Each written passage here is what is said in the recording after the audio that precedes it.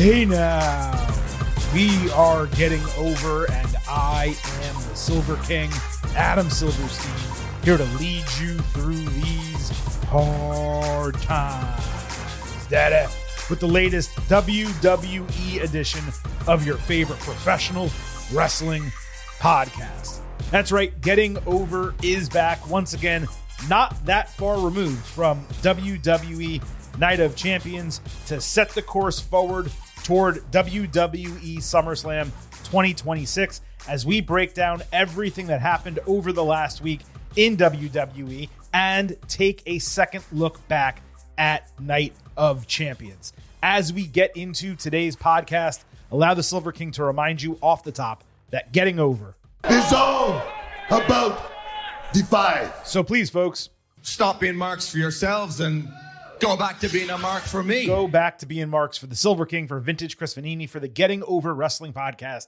in totality. Head over to Apple Podcasts and Spotify. Leave a 5-star rating on Apple. Take a little extra time. Leave a 5-star written review.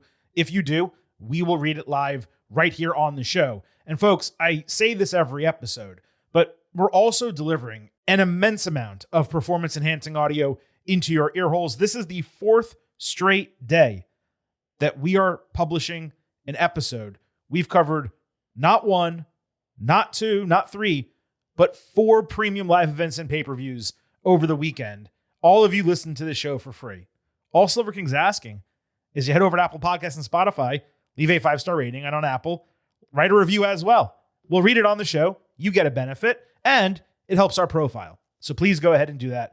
We would greatly appreciate it. Also, don't forget to follow us on social media at Getting Overcast on Twitter and Blue Sky. You get episode drops, news, analysis, highlights. You can send in questions and comments for the show. On YouTube, you can listen to the show. You can watch full-length video interviews. You hit the link in our profile. You can join our free Slack channel, subscribe to the show, shop through WWE Shop and Fanatics. We get a kickback. You get to use all your discounts. Find us on social media at Getting Overcast.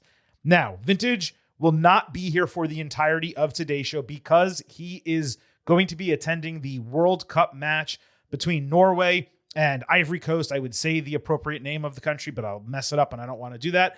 He's attending that journalistically in Dallas. Therefore, he will be joining us for a large portion of this episode, but not the entire deal. And the first part of the show that he is missing is this second look at WWE Night of Champions. We're briefly going to go through all the matches on the card. Silver King is going to share some additional notes on those matches, and then we'll just get right into the rest of the show with the main event and the good, the bad, and the ugly, covering everything that happened across Raw and SmackDown that we did not already mention on the WWE Night of Champions instant analysis. By the way, you should listen to that episode if you have not already. And ahead of Thursday's show this week, you should make sure you listen to the other instant analysis episodes we published. One of them on NXT Great American Bash, the other AEW Forbidden Door, and TNA Slammiversary. Make sure you listen to all of that content before you get the new content from your boys at the Getting Over Wrestling podcast this week. As I said, WWE Night of Champions second look. We'll start where that show ended. The WWE Championship, Cody Rhodes defending against Gunther and Sami Zayn in a triple threat main event. I gave it 4.75 stars A+. I am sticking by that grade. Something we only barely touched on Saturday were the potential bloodline implications of Sami's WWE Championship win.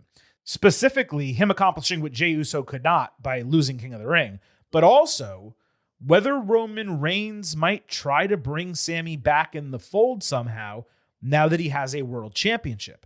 It will be curious to see whether there is any bloodline-specific fallout on SmackDown and then moving forward. We went over a variety of feud options for Cody, not involving the WWE title at SummerSlam and moving forward, but we forgot a couple extremely obvious names. One of them being Randy Orton. No idea what's happening with him right now. Perhaps he is legitimately injured, but he's been out far longer than I think anyone expected coming out of WrestleMania. If Orton is not hurt, considering that punt kick, there's a ready-made feud continuation with Rhodes if he returns at some point in July. The other name is CM Punk. Now, this goes back to something that we talked about for a long time here on the podcast. The original WrestleMania 42 main events were supposed to be Cody Rhodes against CM Punk and Roman Reigns against Seth Rollins for the respective championships. Now, Cody's no longer champion, but doing the Cody and Punk match, you don't need the title involved for that. So that is a possibility for SummerSlam, as is Reigns and Rollins, which we knew even going into King of the Ring. We said, hey, what would the option be if, Jey Uso wins and then challenges, we presumed, Cody at the time? We said, well, Reigns and Rollins, they set it up on TV a couple of weeks ago, and they had been setting it up a year prior, given what happened at WrestleMania 41, and then a lot of what Rollins had said throughout the entirety of 2025. So I just wanted to set everyone's mind right and ensure everyone understood that it's very possible that WWE was going to take the planned WrestleMania 42 main events and just shift them as the SummerSlam main events. We discussed the backstage scuffle between Gunther and Nick Aldis on the instant analysis, but what I missed is that Aldis twice cursed at Gunther, saying, get the F off me and get your effing hands off me. As we mentioned, Gunther Aldis would be an excellent booking, which we previously believed would have been a great move for Drew McIntyre as well. There's another possibility that I did not consider on Saturday, which is Aldis bringing back Ilya Dragunov specifically to combat Gunther, considering their past. And they can play into the fact that Ilya beat Gunther for the NXT UK Championship back in the day. It could also be a situation where one happens after another. They do the Aldis match, and then Dragunov comes back after Aldis loses because he needs someone to fight for him. But Gunther calling Aldis a failed wrestler and going at him the way he did, it made this quite compelling. The French play-by-play call of this finish with Sami winning the title, it completely crystallizes this ongoing problem that exists with Michael Cole as the lead voice of WWE still in 2026. Cole took major steps forward with Vince McMahon out of his ear a few years ago. Hell, he won 2 or 3 meaties for Commentator of the Year. But in 2026, he has just completely lost his fastball, and his changeup isn't working. He is overly scripting important moments poorly, though, with ridiculous phraseology, and the product is becoming worse because of it. Fact of the matter is this. Corey Graves belongs as a lead play-by-play man alongside Joe Tessitore on the main roster. Raw, SmackDown, whichever combination. Vic Joseph should be Graves' fill-in. Cole should be managing the team, conducting interviews, and serving some sort of role for premium live events. You want to throw him into the booth for those as well with, let's say, Corey Graves and Wade Barrett? Go ahead and do it. I hate to say all of this because Cole received a lot of unfair criticism for stuff that was not his fault over the years, and we saw what he could do when operating more freely, especially when he was with Pat McAfee. But he's 30 years on the job. It's time for his role to change. Before the hiring of Tess, when it was Cole and Graves, you remember Cole put over Graves and said he's the future of WWE. He's going to be the lead play-by-play man here for this company. And then a lot of things that transpired after that told us, well, Cole may have said that, but that doesn't really appear to be true. It's time to make it true. For the 2 minutes that Graves took over lead play-by-play while Cole lost his headset during this match, it was the best 2 minutes of commentary for the entire match. And then he gives the headset back to Cole, and he mails in that miracle, miracle, miracle finish, which was just absolutely ridiculous. So I hate to say it. I have a lot of respect for Michael Cole. But sometimes you just got to know when you're done in a job like that. And unless something's going on personally, and if it is, shit happens and maybe things will improve, hopefully, fingers crossed for him in the future, that is distracting him and not allowing him to do his job to the best of his ability. Sometimes you just got to make a change. And it really feels like right now is that time for WWE. I don't think they're going to, but I just felt like it needed to be said. I don't really have a lot of other notes for the rest of these matches. King of the Ring final, Oba Femi beating Jey Uso 3 stars B-, maintaining that grade.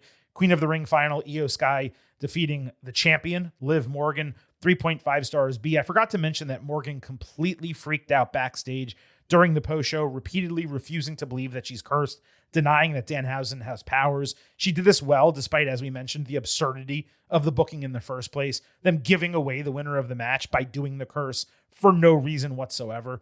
Seth Rollins defeated Braun Breaker inside a steel cage, 4.5 stars A. I maintain that as well. As I was watching the match, I remembered being in a similar mindset of this is really damn good. But then that finish that they put together, it just one notch higher, right over the top. That's why I got the full 4.5.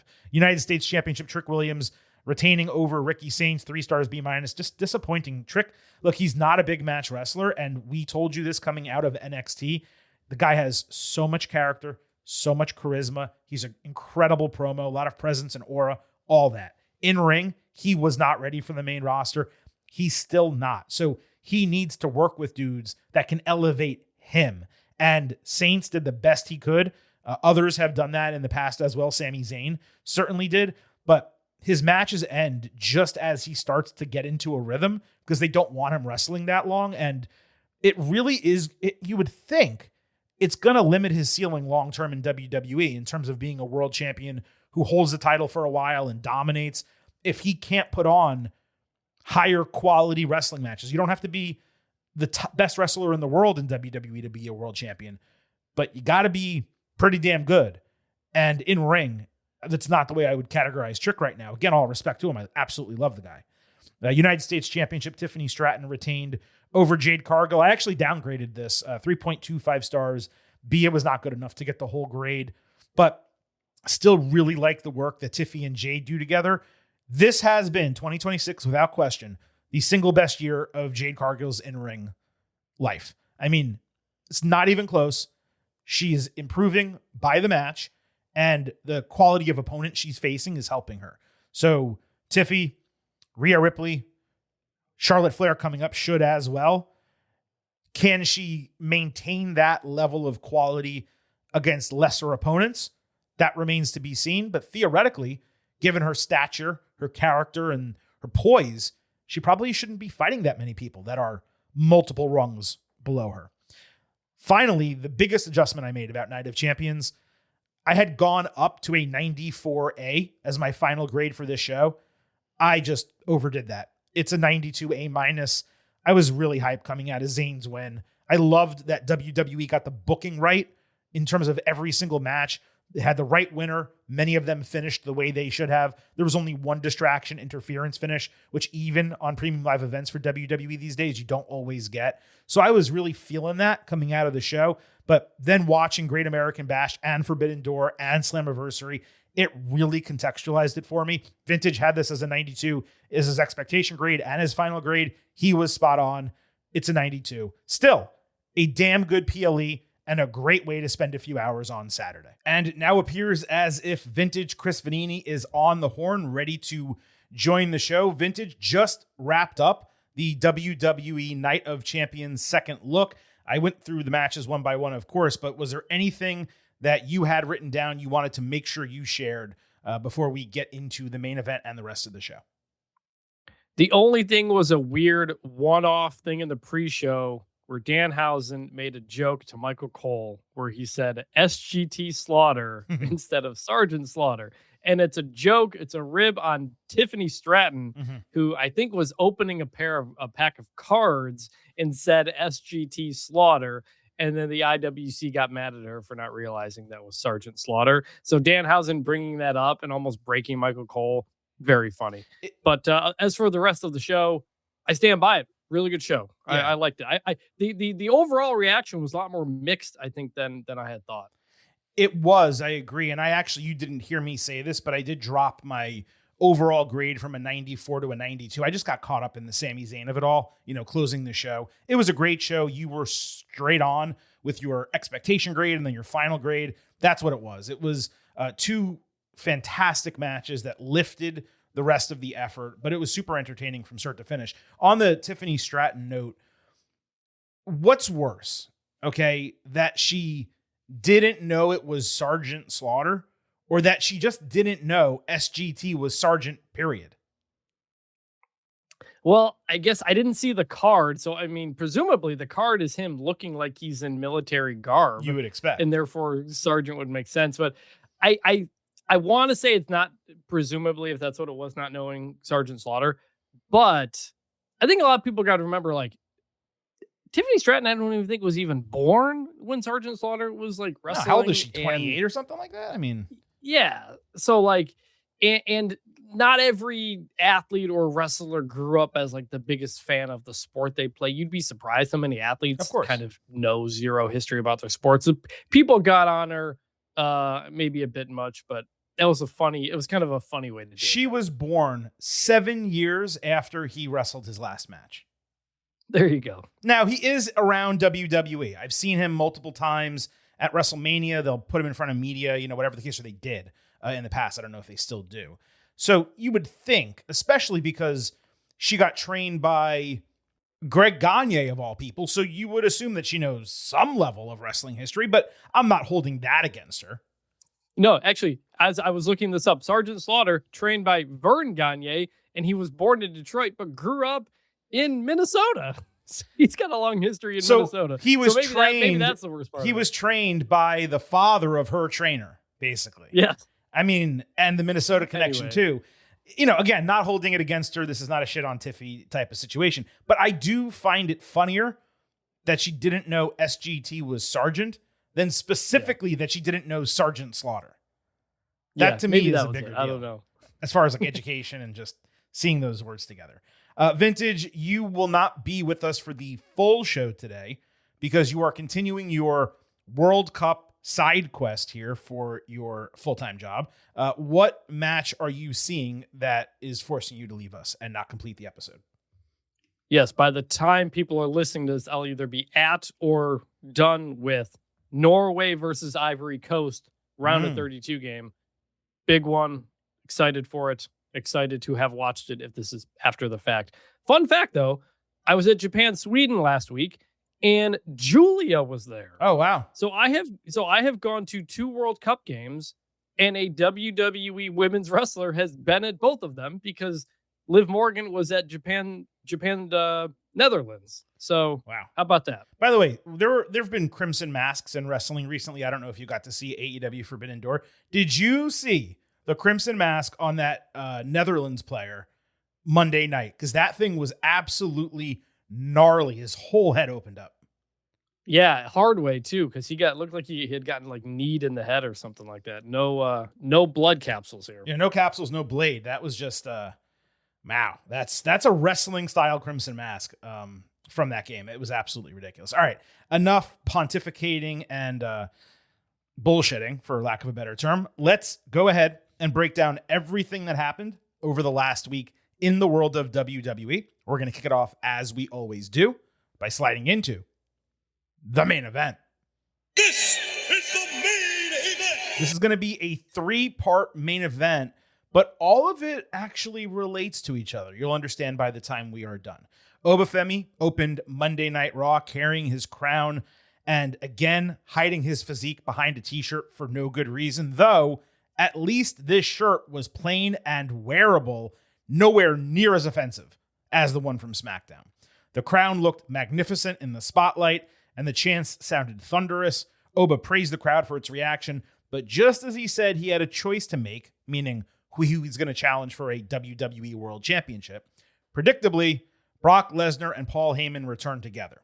Brock offered a sarcastic clap with praise, congratulating him, despite reiterating that he doesn't watch the show and can't really cut a great promo. We know, bro. Instead, Lesnar offered to help Femi make his decision, and then he said, "Talk shit, get hit," referring back to all the times Femi had slandered him for one reason or another on promos over the last month. And the hit that Lesnar delivered was actually a low blow kick, and then he hit an F5 and left the ring. I was incredibly indifferent at this point in the segment when I thought it was over. Instead, though, Femi grabbed the mic. He said Lesnar's actions were typical of him, and he didn't just call him a bitch behind his back. Now he's calling him a bitch to his face. Oba challenged for SummerSlam, so Brock accepted under the condition that the match is contested inside Hell in a Cell. Ah! Yes! I love that! Well, that is a marvelous way to up the ante for a rubber match. Still, this was probably their weakest segment to date. Femi said nothing of consequence to start, coming out of winning King of the Ring. Lesnar bumbled his way through his part, which is why Heyman cuts his promos. The low blow was odd to see from Lesnar in that manner, so blatant with a kick. You wouldn't expect Brock to do that. And then the Hell in a Cell challenge and acceptance, they were really exciting as a conclusion, but the stipulation somewhat came out of nowhere, and frankly, I'm not sure it's the best option available to end their feud. But at the same time, it's not like there was anything wrong with it. I had been annoyed that Femi didn't get to retort back at Lesnar early, so I'm glad he called him a bitch right to his face at the end. And when you end a segment with an announcement like Hell in a Cell at SummerSlam, well, it's not going to be all that bad. Yeah, I like this. I liked it between them. Brock did most of the talking here and did well. You know, he's not always a promo guy. And it's funny, as they were walking out, was it Brock or Heyman said, was one of them said to the other, like, now that's a good promo. That was kind of funny. I didn't hear that. It was before Oba had, or before or after Oba had said something. But I like the energy between them. You said Brock's not someone to low blow out like that. He had a whole gimmick where that was his thing. Him and the Undertaker were going back and that forth was doing that in matches, though. That wasn't like, hey, we're standing across from each other. Let me kick it to you like I'm punting a football, like right in the balls. I mean, he didn't do that shit. Now, I maybe part of it is also to establish Oba as the face here, even though Brock's going to get cheered because it's in Minnesota. I would say more like the dominant force is what I would say. He's so dominant that Lesnar resorted, to that. Yeah. But I also liked Brock saying, everybody knows I don't watch the show, which is, he's like, I don't watch the show. Everybody knows I don't watch the show. That made me chuckle a bit as well. It played back, remember, to when he was like at Raw for the whole episode and he was reading like a fishing or hunting magazine backstage instead of watching. So that was pretty funny.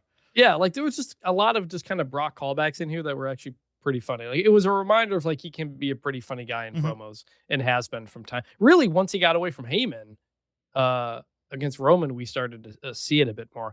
My only two kind of not so good things. One, unless I missed it, I didn't see it. Oba didn't put on the crown, right? He did not. He held it though and kept it, near him the entire time. So that annoyed me. I thought he's the ruler, put the crown on him, make an image, make a shirt out of it, doing the pose. And they just didn't. He's just holding the crown. And it gets weird because later on, you'll get to it, but Io Sky put the crown on her head. Okay, Oba didn't. But they're entirely different characters. Like Io had a huge smile on her face. I'm not saying wear it the whole time. I'm just saying put it on, just kind of like pose, then do whatever. It looks weird standing there holding a crown in your hand. It just looks weird. And so that part was weird. And we'll get to the other part, which I know you're going to bring up here too. But I mean, do we think this is it for the King of the Ring thing? Are we just going to move on to Oba Brock and he's not going to be coming out with the crown anymore? Oh, I don't believe that crown is factoring in again. That's it. This was the final appearance. So that's what just kind of makes it a little bit weird to like have the tournament King of the Ring. I'm not saying do the whole King gimmick, but he doesn't put it on. We immediately go into Brock, which is not what winning the tournament was even about. It just feels like the tournament was a placeholder to get Oba somewhere rather than the tournament itself meaning anything. And we'll get into that because at this point, at this point in the show of Raw, we didn't know what his championship plans were going to be. So I feel like the Brock thing happened. I feel like you're nitpicking a little bit with the crown. If there was a time to put it on his head, it would have been initially after he won, whoever that was in the ring, Nick Aldis or Adam Pearce, literally putting it on his head, but then Oba after 5 seconds taking it off and holding it because he's not a clown and he doesn't need that. You know what I mean? So he doesn't look like a clown if he has it on. I'm not saying wear it as a gimmick and give him the scepter and everything. Him just standing there with the crown, he's the ruler. Dude, he's so far beyond that though. It's a tchotchke. It's not a championship, which is the thing that he is aiming for. You know what I mean? Like, right. I'm just saying like the way they handled it with him just kind of downplayed the tournament is all. Yeah. I don't think the crown downplayed the tournament. Now there's something else that happened that you could make that argument, but not wearing the crown to me is nothing strange. I don't think Gunther wore it last year either. Didn't affect him at all. And he should have. I will look, we're spending way too much effing time talking about a crown, but this is what I'm going to end it. I just said it already. Put it on him initially, and then he never needs to wear it again. Once they didn't put it on him in the ring, he was never going to wear that crown. So you're asking for something that wasn't going to happen. That's pretty much what I'm trying to explain. Now, there was no mention of Lesnar's career, nor Femi's number one contendership in the segment, the latter of which you mentioned. With 4 more Raw episodes to build toward the match, when this ended, I figured, well, it's possible one or both get added as a stipulation. The other option, of course, is that this is never officially stated as a potential career-ending match for Lesnar. But after losing, he ends up retiring even more officially than he did at WrestleMania with an in-ring speech or something like that after the bell. You hear me say a lot of times that segments or matches are exactly what they needed to be. In this case, I don't believe the opening segment of Raw was exactly what it needed to be. It certainly could have been hotter and stronger overall, but it continued backstage because Heyman was trying to convince Adam Pearce to make this match official, though Pearce could not even get a word in edgewise. It's not like he was going to argue against booking Femi Lesnar Hell in a Cell at SummerSlam. Austin Theory interrupted, thrilled to see Heyman, but he got the cold shoulder completely. Heyman pieced out on him and just left, basically telling us either the vision is dead or he will not be part of it moving forward, probably both. That's precisely, by the way, what Heyman has done throughout his entire career as a character. As soon as one of his guys suffers a defeat or looks like he's falling apart, he just moves on to the next. Pearce then confirmed with Femi that he wants Hell in a Cell with Lesnar at SummerSlam, indicating that would happen instead of his owed WWE World Championship opportunity. In other words, it's one or the other, and Oba noted he's not that concerned about the world title right now. He can take it whenever he wants. Now, a lot of people thought that meant that he was not getting the opportunity and winning King of the Ring meant absolutely nothing. No, he was just saying, I'm going to defer my opportunity and I will take it at another time. Still, my reaction in the moment, no, don't like that. Look, it's better that Oba won King of the Ring and still gets to presumably retire Lesnar at SummerSlam than him not winning King of the Ring or not finishing his rivalry with Lesnar at the show. There's no doubt about that. But if WWE was not going to book him across consecutive nights, it should have altered the tournament stipulations for the title matches, saying they could occur at SummerSlam or a subsequent event of the winner's choosing. Circling back and taking away the SummerSlam title match, just like WWE originally planned to do with Cody Rhodes winning the Royal Rumble a second time, they were not going to have him cash that in, which is the rule at WrestleMania 40. It's silly. The number one contendership in this case comes with a planned date. It's only been established for a couple of years, but it has been established. He should not be superseding that on a whim. Why couldn't Io Sky do the same thing with Queen of the Ring? What if she was dealing with an injury in kayfabe and wanted to be 100% for her title shot, but was not going to be ready at SummerSlam? So that was frustrating. It's like WWE took something that had the opportunity to be perfect and inserted unnecessary complications to create, I'm not going to say plot holes because this was explained, just more like unnecessary frustrations. It comes across a bit cowardly, like they're not going all in with Oba, even if, as I've stated before, he could have lost to Roman Reigns, especially considering the Hell in a Cell stipulation. He would have been taxed from going to war with Lesnar, and then he fights Reigns. He goes 20 minutes, but he loses because he just fought Lesnar in Hell in a Cell 24 hours earlier. When they added that stipulation, I figured, okay, he is definitely going to do 2 matches and lose to Reigns in the second one. That's why career versus number one contendership made so much sense for Femi and Lesnar. Now, perhaps something changes between now and SummerSlam, but by the end of the show, it was pretty clear that was not going to be the case. Here's what I'll end on, and then I'll let you get in, Vintage. When it comes to Oba Femi, and we said this before Night of Champions, it still holds true. WWE has earned our trust with his booking. It has been absolutely pitch perfect to this point. So while I'm apprehensive and I'm disappointed that he's not going to be wrestling twice in as many nights, I am not going to automatically be pessimistic about it. Well, no, because it's also something we've never seen happen. So I'm not upset they didn't do something unprecedented. Daniel Bryan did it. Yeah, but that was like part of the story. There kind of isn't really. It wasn't about Fair. how dominant or impressive Daniel Bryan was. I think everything with Oba's been great. It's the context he is in that is confusing. They only made King of the Ring a SummerSlam championship match like 2 years ago. This was the third year of it, correct? Yeah. But in that first year, they didn't even announce that until after the tournament had started. Right. Remember, like they're starting the tournament, and then just Triple H just announces one day, "Oh, by the way, the winner's SummerSlam," and they're like, "Oh, is this a thing now? Okay, I guess we're doing it the second year. All right, I guess this is what we're doing." They announce it in the third year, the guy wins it, and then it's just not doing it, or at least not doing it now. So they're changing the rules that they themselves booked themselves into a corner to. He didn't need to win King of the Ring, like, at all.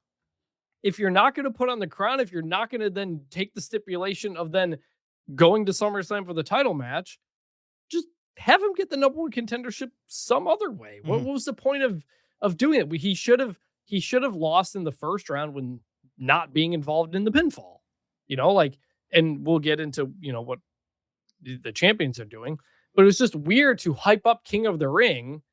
This tournament's a big deal. It's taking up most of the show. You get a number one contendership, you get a crown, and then we get to Raw and it's like, not wearing the crown, not doing my number one contendership now because we're just doing something else. It's just, they booked themselves into a weird situation that they didn't need to. Oba's great. I'm looking forward to this rubber match. I think it's going to be good. So that's all fine. It's just weird they took us on these, like, this ride of these rules and what these things mean, only to then just be like, actually, nah, maybe not. Do you want that part's weird? Do you want the devil's advocate take to what you just said? Sure. So if Femi wasn't in King of the Ring, then what would he have done over the last 6 weeks without Lesnar on screen? This is the problem. Not problem, but this is what happens when you book a monster 5 months into him being on the roster. Suddenly, you are very limited in apparently what you can do with it. Well, you are, but there's also clear potential opponents that weren't available. Bronson Reed, as an example. Braun Breaker was busy doing something else. So you put him in this tournament. He still won. He is still King of the Ring. That is a legitimate accolade. He's the ruler, so he's also the king. It fits together nicely. I don't disagree with your perspective on it, and clearly because I shared a similar one moments before. But at the same time, I don't find it to be the most offensive up in arms booking as long as he has deferred the title shot and gets it at another major show. You can't run this at a No Way Out or, whatever the case. Like, this has to probably be the Survivor Series main event, would be my guess. I think it goes back to what we said when they first added the stipulation onto King of the Ring and Queen of the Ring, which was, you don't need to do this. Right. Like, no one was clamoring for it. We wanted King of the Ring. That didn't have to mean SummerSlam main event. It felt like a way to get around telling a story for your main event champion. We're just going to kind of do the WrestleMania thing where, all right, someone wins something and then that's it, rather than creating a good story for SummerSlam. Now, by backing out of it, they're instead, which we'll get to, giving us a good story for the champion in the main event. They are. Which is what we originally wanted. So we got there, but it's like, you're going to tell us King of the Ring is SummerSlam main event and then just not do it. It's like, are we establishing this or not? If you're going to tell us these things have to follow a path and then they don't, just because they don't have to, that just gets a little frustrating. On Brock, I mean, it seems very possible that this just isn't Brock's retirement, right? Certainly possible. I mean, I had thought when he said stipulation, I thought he was going to say, like you said, winner gets the number one contender spot. And then Oba, put your King of the Ring, put your number one contender spot on the line. And then Oba responds with, fine, but your care's on the line. Yeah, I don't want to do this anymore. I want to prove that I'm the guy. F you. And then put your career on the line. And then we go. So it's possible we just don't do that. And maybe we do eventually get to somewhere a Gunther Brock, Gunther retires him, career killer type of thing. Like, I think that's very much on the table. By the way, you're already doing Hell in a Cell. I don't think you can add career on top of that. By the way, to your point there, Femi not using his number one contendership at SummerSlam, it doesn't actually preclude them from putting that on the line in this match. They can still do that. They could still do number one contendership because he's the de facto guy. He gets to choose whenever he wants that match now, one would assume, against career. That could happen next week, in 2 weeks. They could amp this up significantly. It is not outside the realm of possibility. I also wanted to circle back to something else you said about... Real quick. You could, but I would have done that stipulation first because that's the story. Then later you add Hell in a Cell on top of it. Going the other way seems a little bit weird. Agreed. Yeah, I'm with you on that. Something else that you said was King of the Ring being altered, from when it initially was announced. It's actually been 3 different bookings 3 years in a row. So year 1, to your point, it was never stated that it was for a number one contendership, nor that it would be a quote unquote main event match or title match at SummerSlam. Year 2, it was said that the winner would fight the champion on their brand. And I believe that was also the case for year 1, but it was from the beginning, year 2.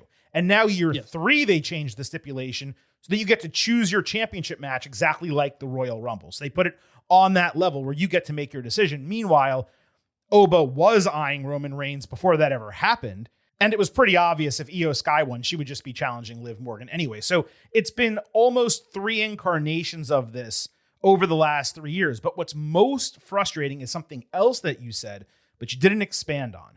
And that is King of the Ring does not need to be for a number one contendership at all, because WWE has too many of those events and match types: Royal Rumble, Elimination Chamber, Money in the Bank. We've discussed how they shove all of those into such a short window. Elimination Chamber doesn't need to be for number one contenderships and should not be. It can be. You can make that the stipulation for one of the matches. It should not be 2 automatic ones at WrestleMania, because then you have no storyline builds to world championship matches at the biggest show of the year. All of them are won, the contenderships, between the Royal Rumble and Elimination Chamber. And now you're kind of doing the same thing with SummerSlam, where you're taking 2 potential world championship builds that could happen through storyline, and you're fully determining them in a tournament instead. And this Oba not taking the title match, it's a indication that this should not be the stipulation for King of the Ring. So that's kind of what I wanted to say. And Queen of the Ring. We're just saying King because we're talking about the men. But for both, it should not be the stipulation. And this completely crystallizes why. It's unnecessary. You can make it that the person who wins King and Queen of the Ring, they should be either the number one contender or extremely close to the number one contender. But Stone Cold Steve Austin didn't win King of the Ring and then immediately get a championship match. That's not what happened, at least not for the WWE Championship. And historically in King of the Ring, that is not how it was booked. It was used to elevate someone so they could eventually become Intercontinental Champion or WWE Champion.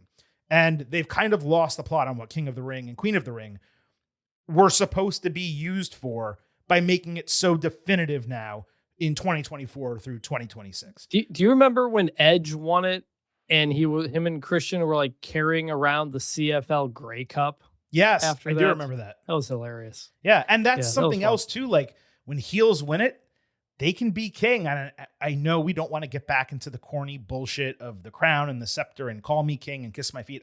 I'm not suggesting that.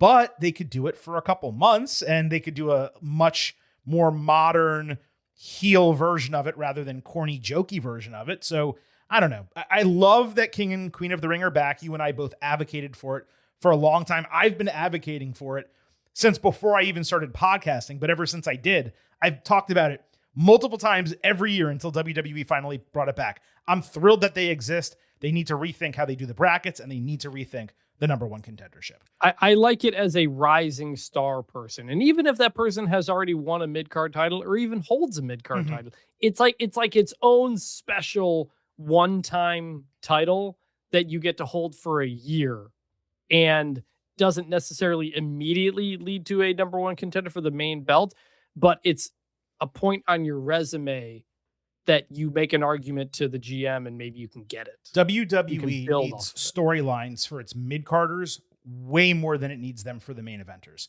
They book the main event relatively well, great, fine, depending on the time of year and the people that are involved. It's the mid-card where you have a lot of people not really doing that much for any length of time. That is why, to your point, these tournaments should be used for them to give them something to do. So we get competition that matters on TV.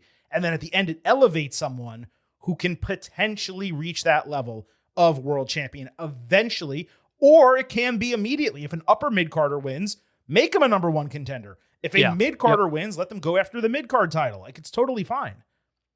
Agree. All right. Imagine if Chad Gable had won it over Baron Corbin that one time. Exactly right. Exactly right. All right. That was a way longer conversation on King of the Ring and Queen of the Ring than I expected, but we still have plenty of time left with Vintage and 2 more parts of this main event to cover. Solo Sikoa backstage on SmackDown bragged to the Tongans about getting the best of Jimmy Uso on Raw. They were not amused, saying they were tired of Sikoa focusing on the bloodline instead of their own family. And after not listening to them last week and helping LA Knight, they got permission from the elders to go off on their own. Solo obviously flipped out considering he brought them to WWE. The elders having say-so here did not fly with me at all, considering Sikoa started his family to combat the elder-approved bloodline helmed by Reigns. So that, to me, was a massive, massive plot hole as far as I'm concerned. They joined WWE against the wishes of the elders, but now they need to check with them to extricate themselves from Sikoa. Now, beyond that, it was a logical split, and it instantly made Solo more interesting, but that to me was a huge problem. Well, my thought was a different group of elders, because like they're not Samoan, right? Aren't they? No, they're like Tongan. Right. So my thought when I heard that was, oh, they've got their own elders, they don't, aka Haku, who are saying get out of this. That's how I took it. But they said they got permission. Now, if they said we got advice from the elders to leave, totally fine. But they were saying the elders said, yes, it's okay with us. I guess them going to like Rikishi or something would have been weird. I was thinking Haku and it's a different group, but anyway. If they had mentioned, hey, we consulted with our uncle or, whatever, and he told us that we got to get out of this situation, zero complaint or note from the Silver King. I'm telling you what they said and what the story was, and it's a plot hole, period. LA Knight later got an arrival interview before calling out Sikoa in the ring. He received a massive pop, saying Jimmy got what he deserved on Raw. Solo, less than an hour after getting a little babyface juice, received an extended chant that LA even praised. Knight questioned Sikoa's motives. Solo, demoralized, noted how he lost his family. So LA properly noted how that leaves him open to join the bloodline again. Sikoa snapped, saying he hates the bloodline, hates that he was once a member, and hates all 4 family members who are in it. He noted how they have that in common, but Knight said no matter who hates Reigns, they all go right back underneath him, and there's plenty of history to show that. LA pointed to how Roman has done bad shit to literally everyone, yet one by one, they fall in line and go back to him. Solo said it's different this time because he has nothing to lose, and even as longtime enemies, they need to team up against a greater threat. Knight pointed out that Jey also said it's just me, Us, but while he hates the bloodline, he remains outnumbered against them, and he does need help. All 3 are true. He does not want it from Solo because he does everything his own way. This may sound surprising to some, but this segment turned around my growing pessimism regarding this storyline. Couple reasons why. First, Knight was not a dumb babyface immediately accepting help. Second, Sikoa was believable in his hatred, the way it came across. And third, Knight went down the list of how everyone has just crawled back to Roman despite his lack of contrition, which you and I have discussed ad nauseum here on the podcast. My hope coming out of this was that Knight's words were not solely for his character, they were representative of how the story would progress, because all of those touch points are what needed to be hit by Jey, Jimmy, and eventually Jacob Fatu, considering how Roman has acted in the past and appears to be transitioning in the present back to that same dude he used to be. When this segment first set up, I was rather agnostic to it. When it ended, they legitimately had my attention and optimism. A Solo face turn will work, just like it did in NXT. The crowd was already caring about him after 2 brief segments here. This could potentially elevate both of them. I have really high hopes that it works out. This was fantastic. I loved it. When like Solo kind of, we don't really buy kind of Solo when he tries to be the leader of a group, but he's funny at times. The way he said, I hate that family. I hate that I was a part of the bloodline. I hate them all. Like, you felt that. Like, it's in character, but it was really, really well delivered in a way that got the reaction from the crowd that they wanted. And basically saying, like, the only way for me to feel better is to finish them. Just some really good lines, really good delivery. Enemy of my enemy can be my friend is like obviously a very well-known trope. But both of these guys really sold it while staying true to their characters. I thought this was really good. And I also enjoyed at the beginning when LA Knight arrives, comes out of the car, gets a pop, and Jackie Redmond says, "Always great to see you." And LA Knight says something, because she says something like, "Nice to see you on SmackDown," because he's a Raw superstar, as we know. And LA goes, "Aren't you on Raw too?" Which I thought was great. Like, at least someone's keeping track of the stuff, even the announcers being on different rosters. But I thought this whole thing was really good. By the way, since it won't come up again, overall, Jackie Redmond over the last week and a half. I'd be trying to get it in as much as possible too. Just saying, I know where Knight was coming from there. That's all. Finn Balor came across the Tongans, referencing his time working with Tama in the Bullet Club. Tama said that was a long time ago, and he previously dealt with Shinsuke Nakamura, who was also from his past. No, that was dropped. It was not completed, Tama. You did not deal with him. Tala dropped Shinsuke a month ago, and the interactions with Tama just stopped. Do I have a level of interest in a Balor Nakamura team up against the Tongans? Yeah, maybe for a couple weeks, maybe a month. Is it what Finn should be doing on SmackDown? Absolutely not. Now, if we're talking about Balor helming a faction of Nakamura and the Tongans, that would have my attention. But also, to what end could that even be successful? We'll see, but it would be the only faction on SmackDown, which presently does not have any. All I'm saying is Balor moved over to SmackDown. Our eyes opened wide and our ears perked up a little bit. We were curious about what that might mean. And so far, he's done absolutely nothing. He's done backstage rekindling with Damian Priest and R-Truth, and now he's doing it with the Tongans. They should have just left him on Raw. I don't know what they're doing here. Agree. I mean, you could get a group. You could put Finn in it. You could put Tama Tonga in it. You could bring back the Good Brothers. There might be something there. I don't know if you could team up all those guys. Be kind of like a bit of a club or something. Right. Gun-related, perhaps, which doesn't really fly in 2026, you would say. Later backstage, Sikoa again got chance while standing silent, given everything he has been through. Royce Keys popped into the frame, reminding that Jacob Fatu is probably coming for him. Solo asked if he would get some help from Royce, but Keys just offered him good luck. So that was just kind of tying this all together. That is how SmackDown ended. Moving over to Raw. Knight fought Jimmy Uso again. This was run back without any additional backstage build. This time, Jey was ringside on commentary, claiming Oba tapped out in King of the Ring. He said this many times. I don't see where that's coming from, by the way. LA confronted him at the bell, warning against getting involved. Classic 50-50 match booking-wise. Jimmy caught Knight running with a Samoan drop. Perfect super kick. Awful spear, just like his brother. Knight answered with a superplex and a sliding kick through the ropes. Jey called him a cheater as he was tussling with Jimmy ringside. So LA acted like he was going to throw Jimmy into him, which you always see in matches like this, but he didn't. Instead, he rolled Jimmy back into the ring, only to turn around and boot Jey's head off, which sounded amazing because he had a headset on.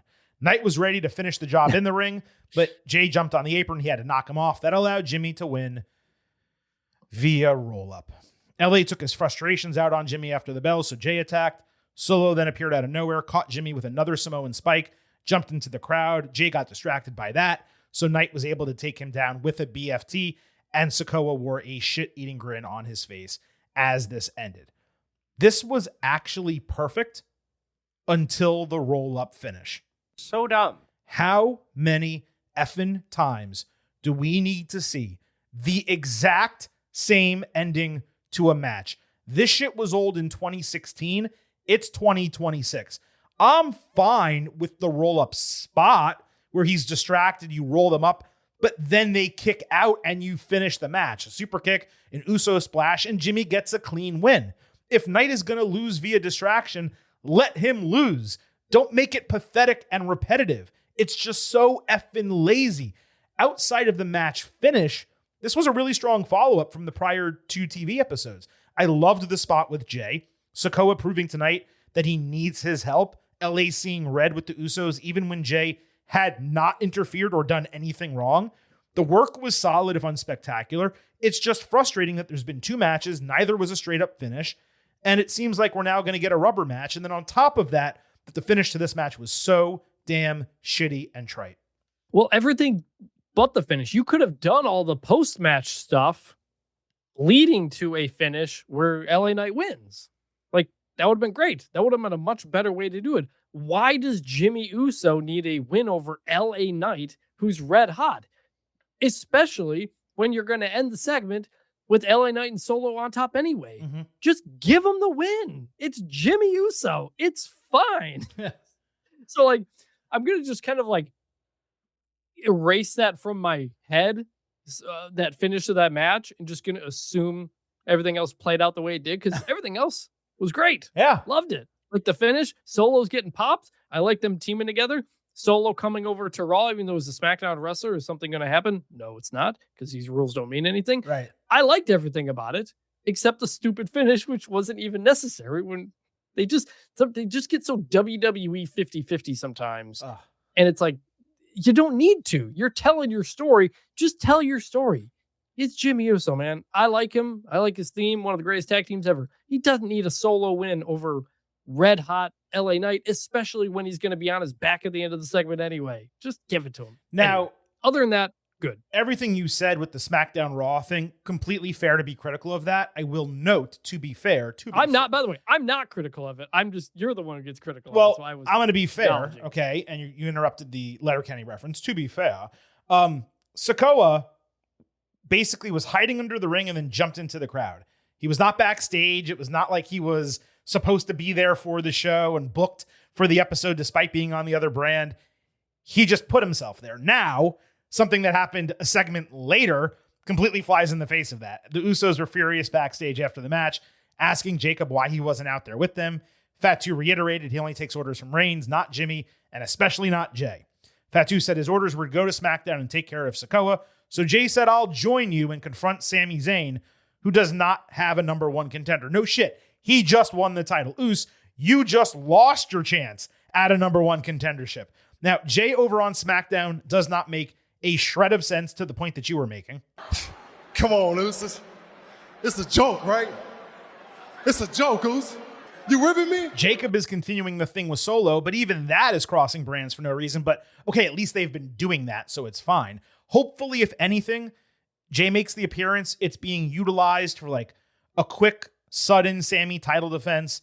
Zayn wins, takes Us out of the picture. That way Reigns can criticize him for failing twice in his given mission. I thought it was odd on Monday night that we got zero interaction between Reigns and the Usos whatsoever.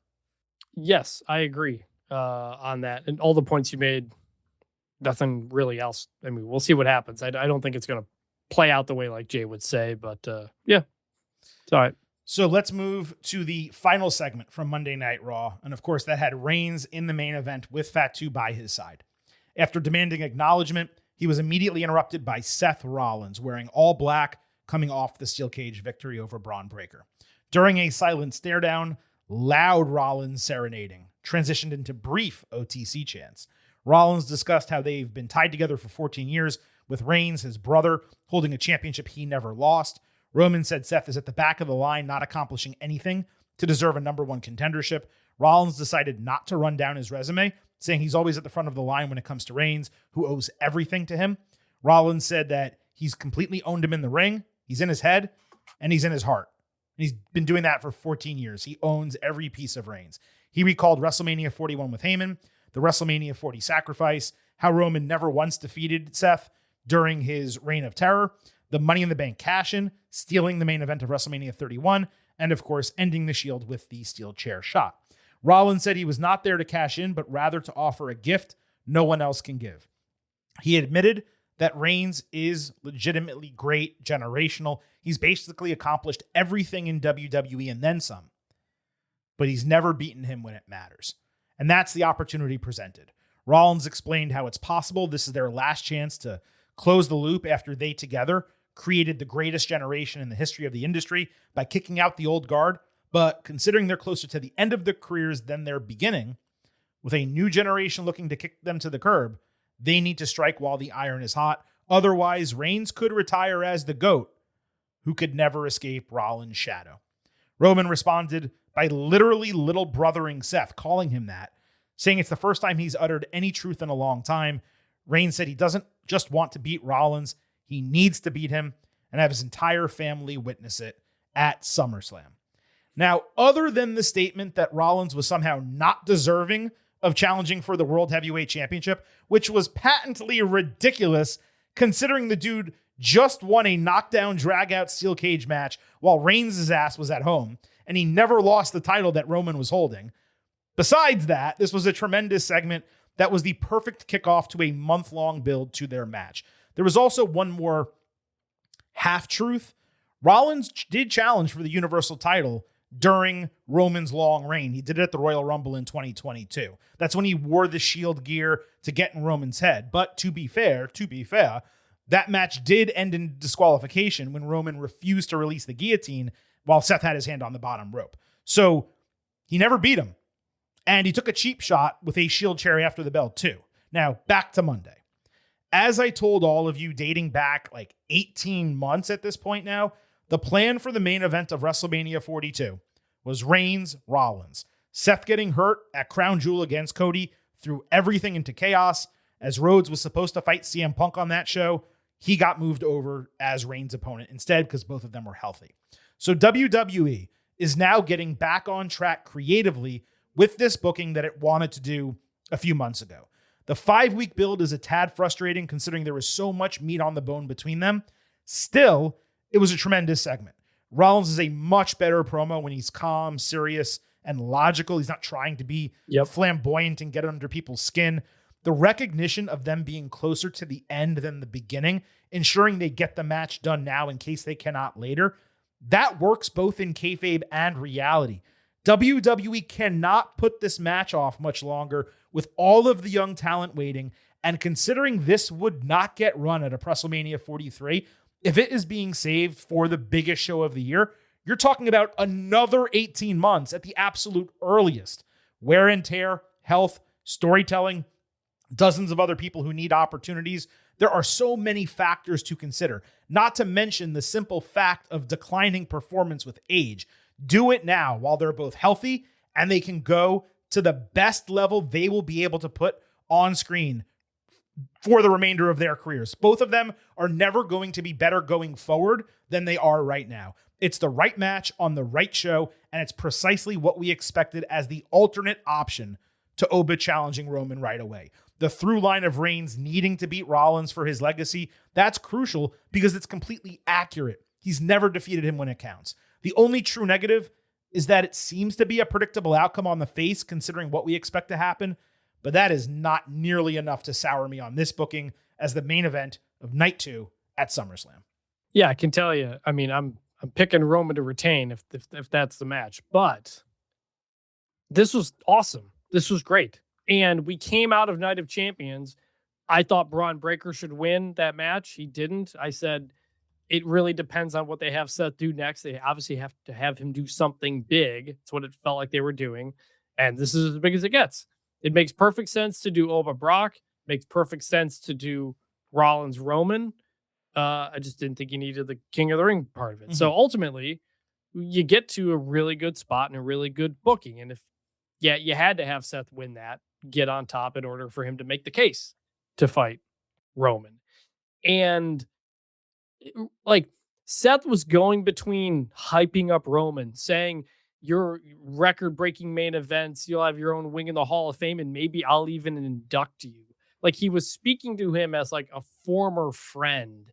And that's the best kind of like storyline to take here. It's not a, I hate you. It's not Roman Reigns, CM Punk. Mm-hmm. It's not, I'm picking you because I hate you. They have a different relationship. And Seth hit all the points of their relationship in this promo. I think it's one of the best promos he's ever given, frankly, the way he laid everything out and everything that he hit. And talking about, hey, we came in here and we kicked the old generation out. Now the next generation's coming for us. Yeah. Like that's such a, everybody can relate to that idea. Mm-hmm. Everybody was at one point the young up and comer. And then suddenly you're the older person. You and I are feeling that now in our careers now as we're on the other side of 35 and 40. And I see these young writers coming up. And so to say this is our last chance to do it, that's convincing Roman to do it. Like Roman doesn't have to accept this. but Seth sold it in a way that it made sense for Roman to take it. And he wasn't goaded into taking it. It was a sensible, logical case that Seth laid out, and they did it. And to your point about couldn't do it at Mania because of injuries, you don't want to save it for a Mania because you never know. Famously, the only 1v1v1 triple threat Shield match. Do you remember the pay-per-view that happened on? I mean, I don't remember the exact name, but it was like it was a B show, a No Way Out or something like that. It was Battleground. Battleground, yeah, that's right. That's where it happened because we always thought Shield triple threat at Mania main event. It's right there. It's right there. It You just have to never worked for some reason. And guess what else? Sorry to interrupt you. They never did the 4-horsewoman 4-way either. Like, these matches should have happened and never did. They both should have main evented WrestleMania, and neither ever did. Similar to how Shawn Michaels, The Rock, just straight up never happened. Right. At all. So sometimes you got to do the match. SummerSlam's a great place to do it. And I'm fired up for this. Like, whatever, even if we think the result's going to be predictable, they're already telling a great story. They're going to tell an even better story going into SummerSlam. I loved every part of this. Yeah, they knocked it out of the park. To your point, you called it like Rollins' best promo in a long time. I think it's his best promo since literally the build to WrestleMania 41, and then maybe the Raw after, where he sets the course for the Vision. I believe the build into that match with Reigns and CM Punk was a lot better than anything that came out of it. But like, this was like top tier Rollins. It's why so many people, I'm not going to say you and I necessarily, although we've been frustrated with him as well.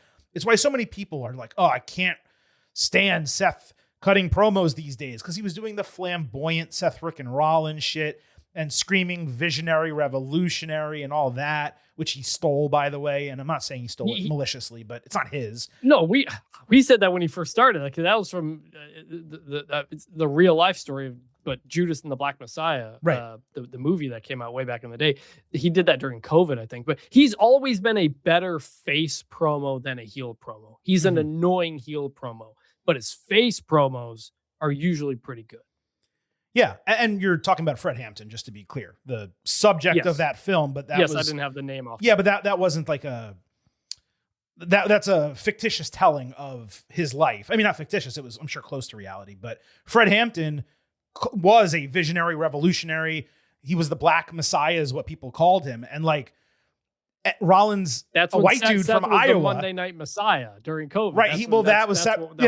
That was separate, to be fair. But like, Rollins was utilizing that, a white dude from Iowa, and I always found it a little bit weird, but I don't think a lot of people caught on or really had a problem with that, and that's fine.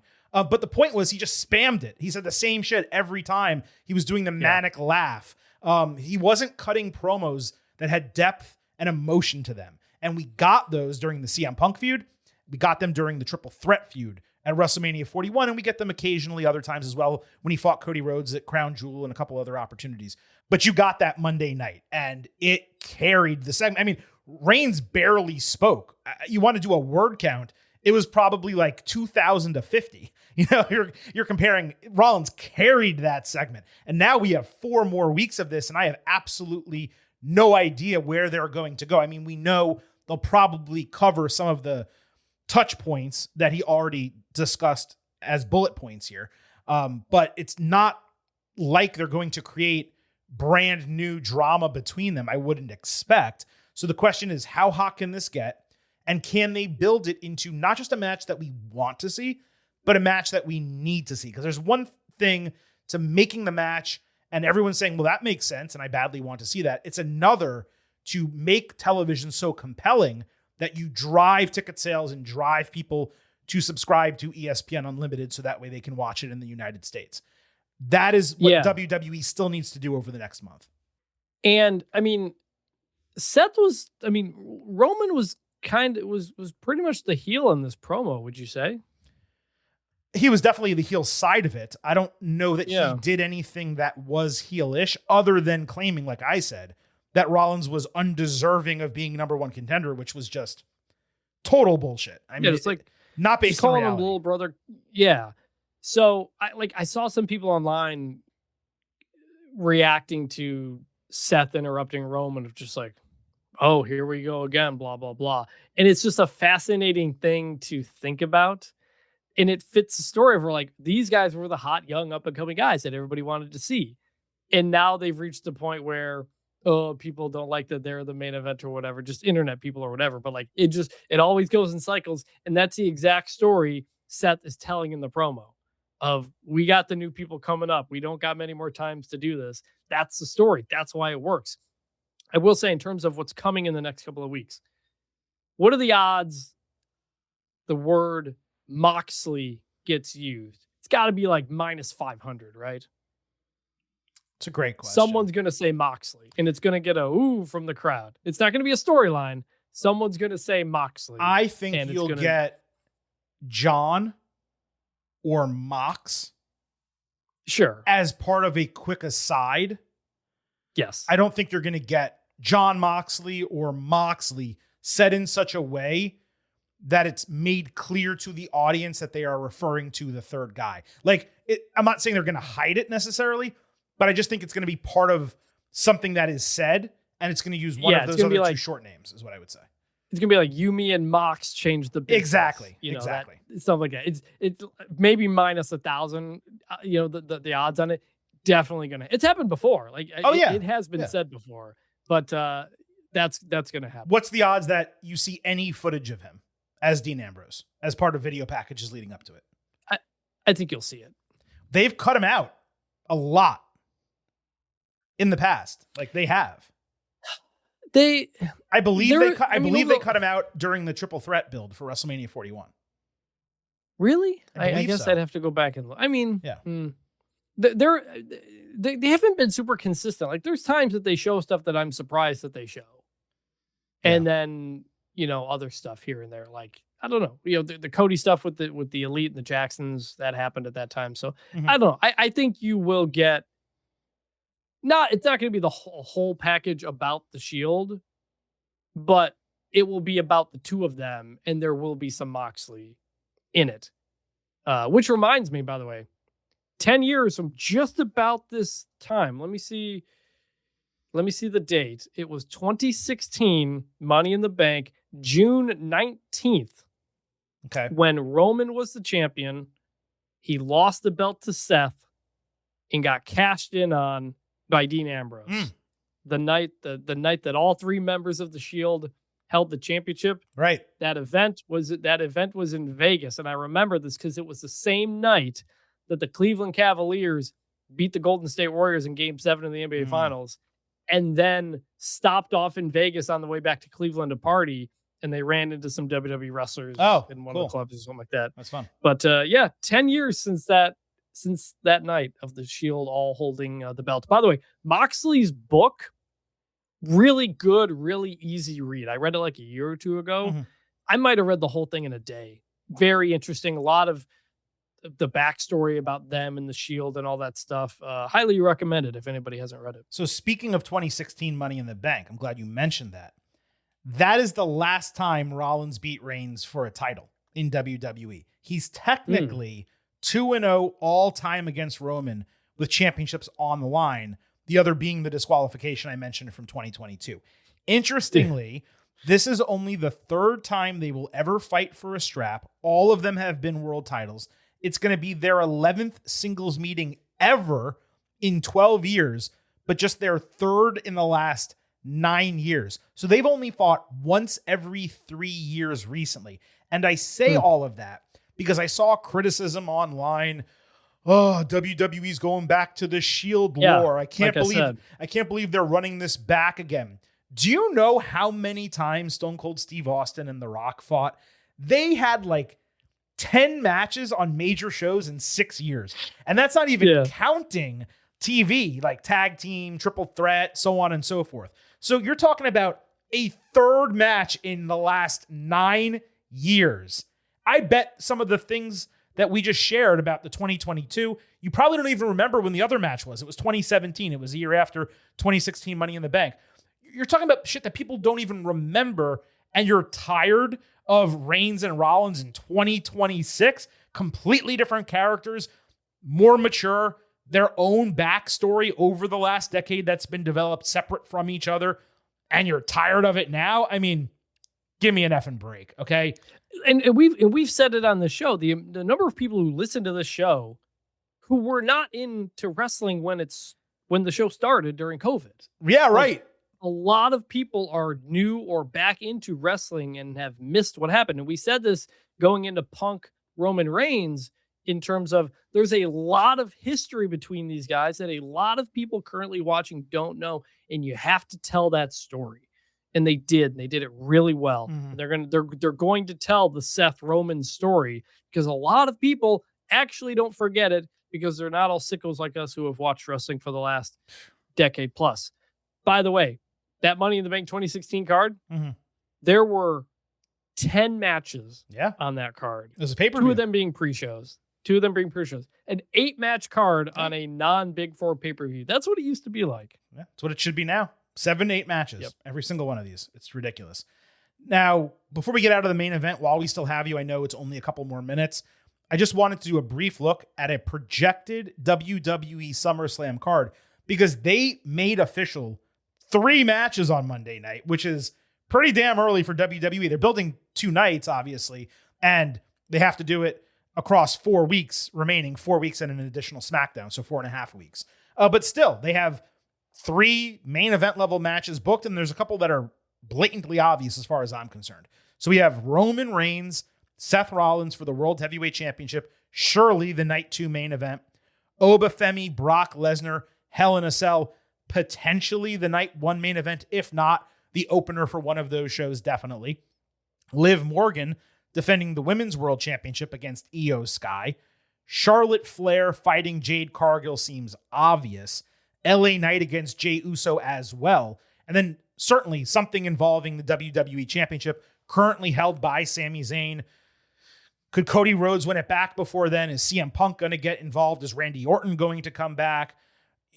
Could someone else step up to fight Sami? Could it be a multi-person match? A lot of ways that can go. But Vintage, for this being 4.5 weeks out based on number of shows remaining, that is a crazy strong SummerSlam card already. It is. And it's obviously a 2-night card, so you got to make up a lot of time there. And maybe you do a 10, 12 match card like Money in the Bank 2016. But yeah, those are all big time matches. In terms of Sami, I have no clue yet what Sami, Cody, Gunther, what's CM Punk going to do. Like I think we'll get a much better sense of that on SmackDown, which is a big thing because it's the whole other championship. Right. But out of Raw, getting those matches that we just mentioned, those are big time matches. Yeah. It's a SummerSlam, 2 nights, Minnesota. You got to get people there. And so far, the card's looking good. You got to get butts in seats. That is the key. They did an average of like 57,000 last year in New Jersey for the New York, SummerSlam. And I do want to also offer a clarification. Someone did catch this from last week's show. I called this one in 2026 the first 2-night SummerSlam. Well, I did that brainlessly because guess who said that on television? Michael Cole. And I wrote it down in my notes and I just went with it and I completely forgot. Yes, it was 2 nights last year. We believed because this was announced. This was the first SummerSlam that was announced as 2 nights. And we believed it was going to be the first one. But then they announced 2025 and they also made it 2 nights. And that's why there was at least some level of confusion. So the second 2-night SummerSlam already off to a roaring start.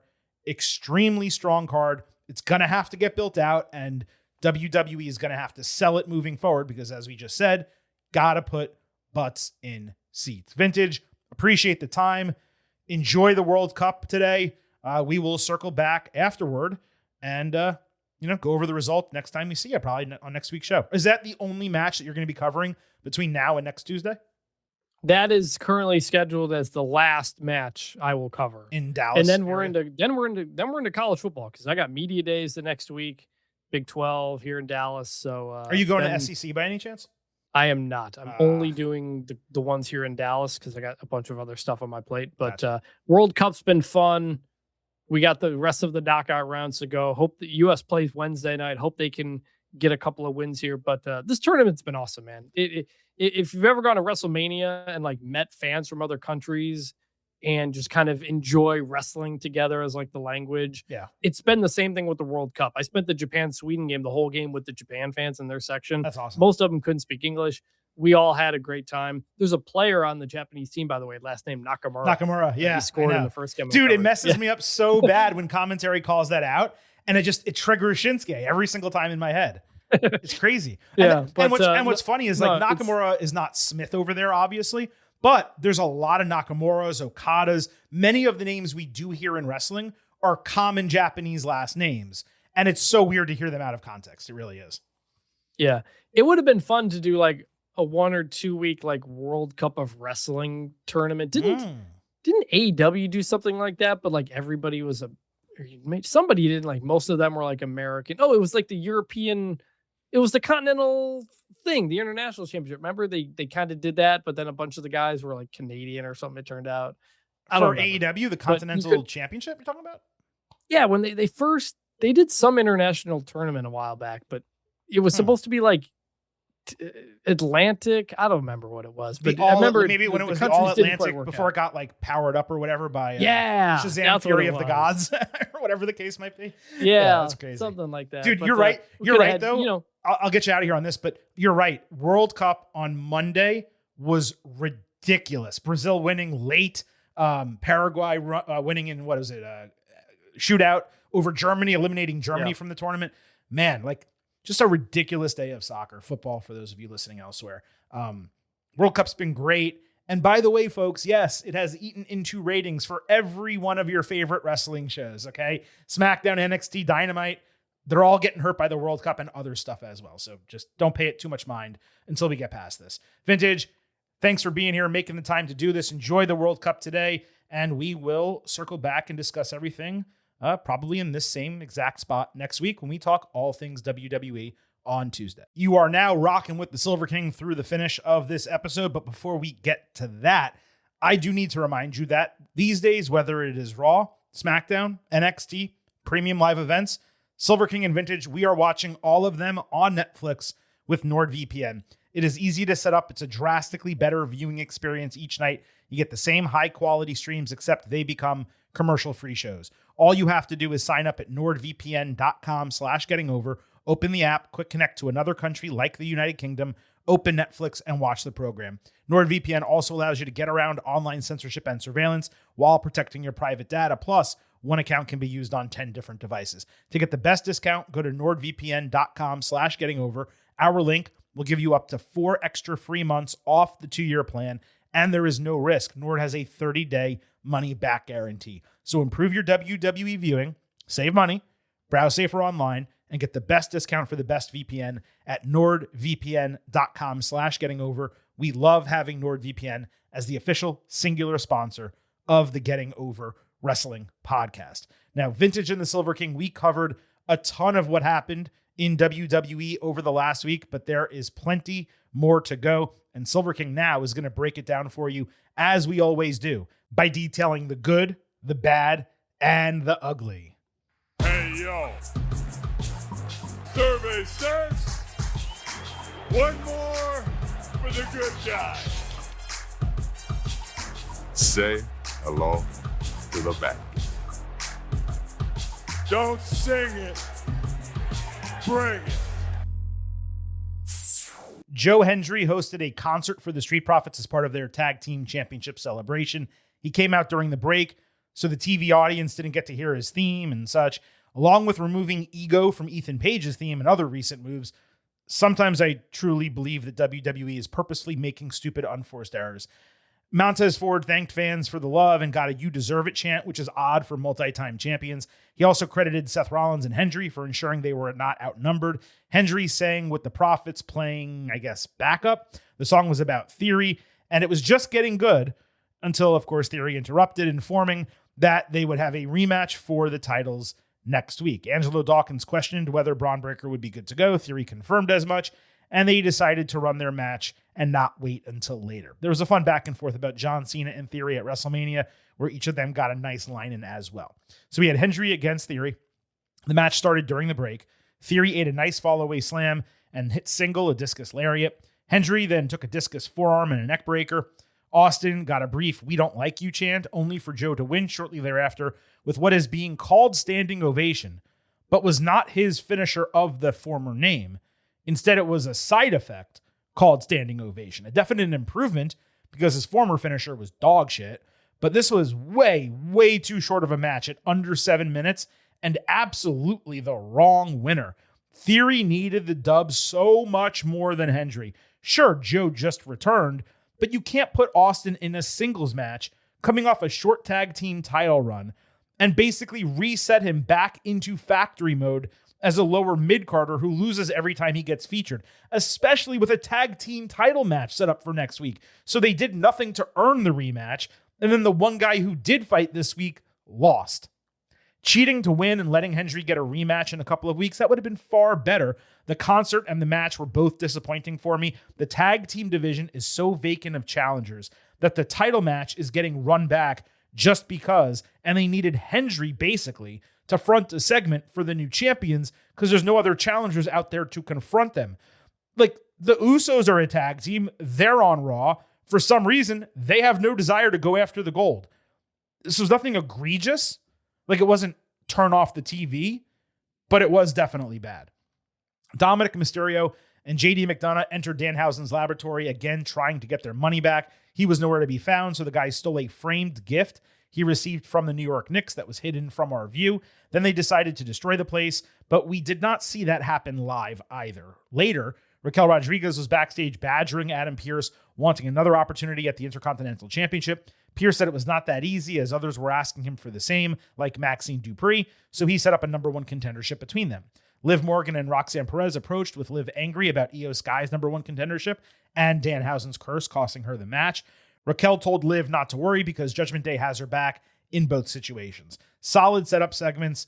Clearly, these guys in some form involving the Knicks will be the plan for Danhausen at Madison Square Garden, Saturday night's main event, July 18th. Rodriguez continuing to show doubt about Morgan. That was important here, even if she did it more physically than verbally, so this was good. Io got a huge reaction entering with the crown, saying she's super grateful to return to the United States as queen. She wore an outfit that accentuated the crown itself, which really looked cool. Io promised to beat Liv and become world champion again. Morgan obviously interrupted, suggesting Sky did not beat her fair and square, blaming the loss on Danhausen. Liv promised the result would be different at SummerSlam because now she's angry and doesn't have any respect for her. She referenced Stephanie Vaquer's absence and Rhea Ripley's diminished success as examples of her power before doing her signature close, which the fans now are fully into, by the way. I know people think she gets go-away heat for it. She doesn't. It's just heat. And by the way, some fans just like doing it because they like her so much. Raquel and Roxy surrounded Io, but she quickly dispersed the both of them and avoided oblivion, hitting a German suplex and kicking Liv upside her head until Raquel respawned and finally stopped her. Perez attacked the knee that Sky injured in the match, and Morgan hit oblivion plus an extended single leg crab, with Io tapping out to basically end this segment.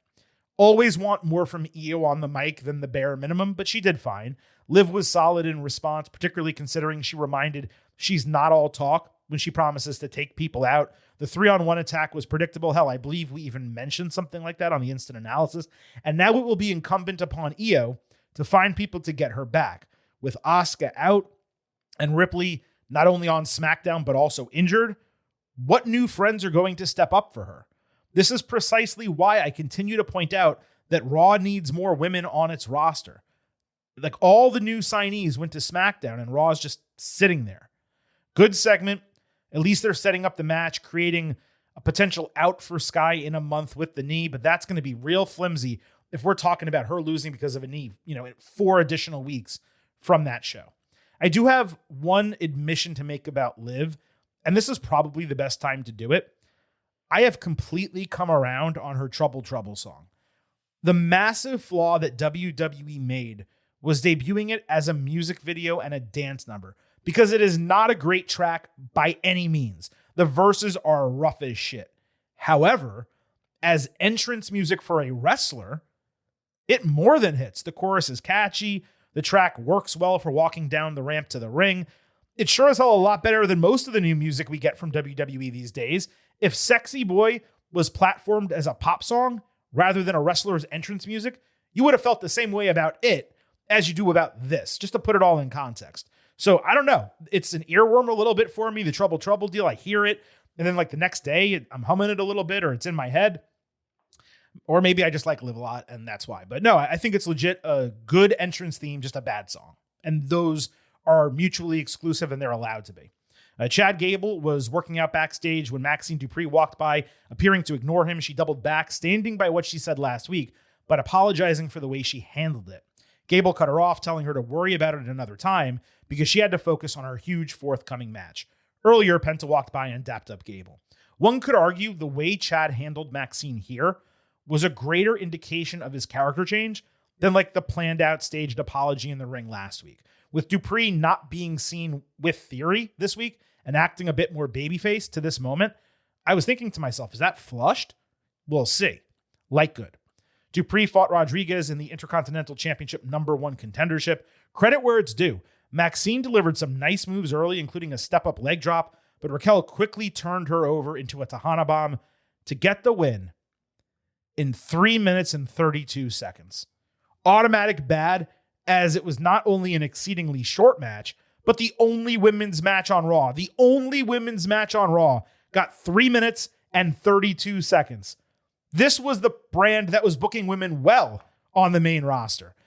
The booking was correct in that Rodriguez should not be truly tested by someone like Dupree, which is why it was so ridiculous that Maxine even won the title in the first place, especially over Becky Lynch. Still, since she had been established as a former champion, not giving this 6, 7, 8 minutes at a minimum, because again, it was the only women's match on the show, that was completely absurd and impossible to accept. 3 minutes shorter than the shortest men's match, which itself was too short. You know what? Forget bad. I'm way too critical of this. This was ugly. It was straight up unacceptable. 0.0. 0.0, Mr. Blutarski. The way you do. Are you kidding me? Are you freaking kidding me? I haven't played that one in a long time. I'm glad we still have that. Danhausen came across his torn-up lab, angry at the mess and the absence of his gift from the Knicks. Liv confronted him, laughing that he got what he deserved, reminding that he stole $100,000 from them and cost her Queen of the Ring. She demanded he find a way to make it right or else. And to his credit, he appeared willing to consider it. She also did the deal where she flipped her hair right into his face. Short, sweet, and good. Danhausen exiting one of his own segments, not getting the best of the heels, was nice for a change. You never really see that. So we had Gable against McDonough. Before we get started, a couple of you sent us notes after last week's show correctly clarifying that Chad was doing the dorky clap over his head as part of his entrance because it's similar to the skull clap from the Minnesota Vikings that they do before and during NFL games. With SummerSlam taking place in Minnesota, Minneapolis especially, it's Gable's hometown, they're clearly trying to align him with the city and the team, potentially for what we hope is a championship win. And while I love that, and those of you who clarified this for us were spot on, you need to know that it is a different clap. Skull has fans holding their arms up basically in a V for Vikings and then clapping them together. This is a full clap from below the waist all the way above the head, which takes longer and is far more involved. It's almost an inverted clap. The skull is cool. This sucks. Especially during what Cole on Monday called a dad rock theme, which is straight up horrible and ill-fitting for Gable. It's a truly terrible presentation. And despite his age, yes, he is on the other side of 40, why would you tell the viewers this is an old dude with an old song, but you youngins should like him? It's ironically a package that I'd have 100% believed Vince McMahon would put together because he loves all of that shit. I presume Gable had a hand in these decisions, so I'm not going to blame it entirely on WWE, but moving away from the American concept and giving him some ambiguous 80s, 90s rock theme like he's in the Outrunners, that is not the proper way to be positioning this guy. He's almost out there doing an air guitar at this point. So going back to the clap, while I get what they might be attempting, and I genuinely appreciate the effort, A, there's no confirmation that it is being used to elevate him in this way, and worse, B, it's an extremely poor facsimile of the actual skull clap. If they had just done the skull clap, it would have been received much better. There's still time to fix it. I don't think it's trademarked or patented or anything. So maybe they can get the clap right, figure out a better way to do it, get the fans to do it during the match to hype him up, as opposed to only during the entrance, which is the only time he does it and they try to respond. It's not catching on in any way. They really got to figure this out. On to the match. Dominic wore Danhausen's Knicks jersey to the ring, so that was the gift. Strong work here, unsurprisingly. Gable hit a full release German suplex. JD answered with a standing Spanish fly and a perfect brainbuster. Gable came back with another full release suplex in the corner. McDonough tried to get a foot up to block a moonsault. Gable caught it for an ankle lock submission. Dominic distracted enough for JD to catch Gable on the top rope with an avalanche Spanish fly with impressive height, but a nasty landing. That had Danhausen appear behind the barricade with a gimmicked suitcase. Dom chased him out of the ringside area, and while JD was able to counter Chaos Theory, Gable countered back into an ankle lock with a grapevine for the immediate tap-out victory. The heels then opened the briefcase, which exploded in their faces, allowing Danhausen to pry the Knicks jersey off of Dom's upper torso and celebrate it on stage. However, Rodriguez blasted him in the back, regained the jersey, and Dominic used it to wipe his sweat. They left the briefcase, which seemed to be filled with real money, even though it had exploded. I feel like they should have just taken it with them anyway, but okay. The booking of allowing Gable to rebuild himself and his resume by just wrestling guys who can match him from a work rate standpoint, it's exactly what it really always should have been with him. He's impressing in the ring. He's becoming a white meat babyface out of the ring as well. It's just a bit too saccharine for me. We don't need Gable to be this much of a good guy. But look, beggars can't be choosers. A push is a push. As far as Danhausen, the expectation should be a tag team match at Madison Square Garden against Judgment Day with Knicks involvement. Hopefully Jalen Brunson is there. Either way, I like the idea of seeing the champions represented on Raw with my orange and blue every single week. 3.75 stars, B+ for the match, and this was a good segment. Theory confronted Dupree later backstage asking, "What was that?" Maxine started answering for her loss. Austin was referring to her conversation with Chad. She said it's complicated, but he explained it's much simpler than that. If she wants to go back down that road, maybe it's not going to work out between them. Alpha Babes then ran in to check on Dupree, who was confused and walked away. And you know what? Fair enough from Theory. If Dupree puts herself back in what was previously a toxic situation, that's on her. He was meant to come across as a controlling boyfriend here, but in kayfabe, he wasn't wrong if you assume that they had been going over her prior circumstances in private conversations. She was emotionally hurt by Gable. He helped her pick up the pieces, and that's it. She's just willing to go back to being friends with him. Interesting that this was their first full interaction and not something happening in the background. I'm down to see where it goes. It'll probably just be Gable defeating Theory, given everything that's happened leading up to it. I'm giving it a good for now, and I'm not sure how many of you realized, but the reason we covered all of this before we touched SmackDown, in this part of the show at least, is because this was a 9-segment interconnected storyline transversing the men's and women's divisions, the upper card and the mid card, plus Danhausen. It took up the vast majority of Raw, and you know what? That's cool. We always talk about wanting storylines like this. One last note on Theory before we move on. I said this about a year ago, but I will repeat it here. He needs to go back to NXT. We have seen time and again, people move down, get refreshed, and find themselves. That's what Austin needs right now. It's fair to assume the vision is done. Fair to assume they lose the tag team title rematch next week, possibly with Braun Breaker snapping on Theory for taking the L and officially splitting the group. If that's the case, Theory can take this new pressure character, go to NXT, immediately become a main eventer, win the primary title, and find himself with regular opportunities on the mic and in the ring. The guy is 28 years old. He was called up way too early during the pandemic without a plan, to the point that he never got an opportunity to main event NXT or really hold any title for a significant period of time. Now, I have seen a lot of conjecture online. Some of you have messaged me. Silver King, the way Theory was booked on Monday, is he going to get released? It is so strange, almost as if fans want to will it into reality, like it's proof of a WWE failed project or something like that. The same fans, by the way, who are angry when someone doesn't have their contract renewed or gets released. They want this guy, seemingly, to be released because that means WWE tried something and it didn't work. That's ridiculous. Why would you ever want or try to push someone to lose their job like that? It's crazy. I digress. I don't believe Theory was across 3 segments and storylines on Monday because they're releasing him.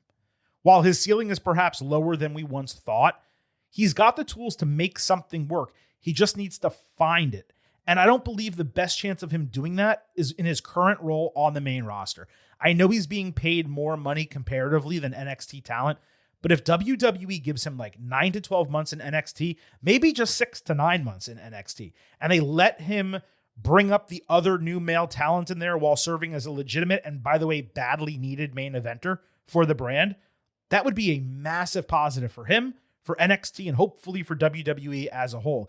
And now that I'm saying all this about Theory, I'm also remembering, where the hell is Grayson Waller?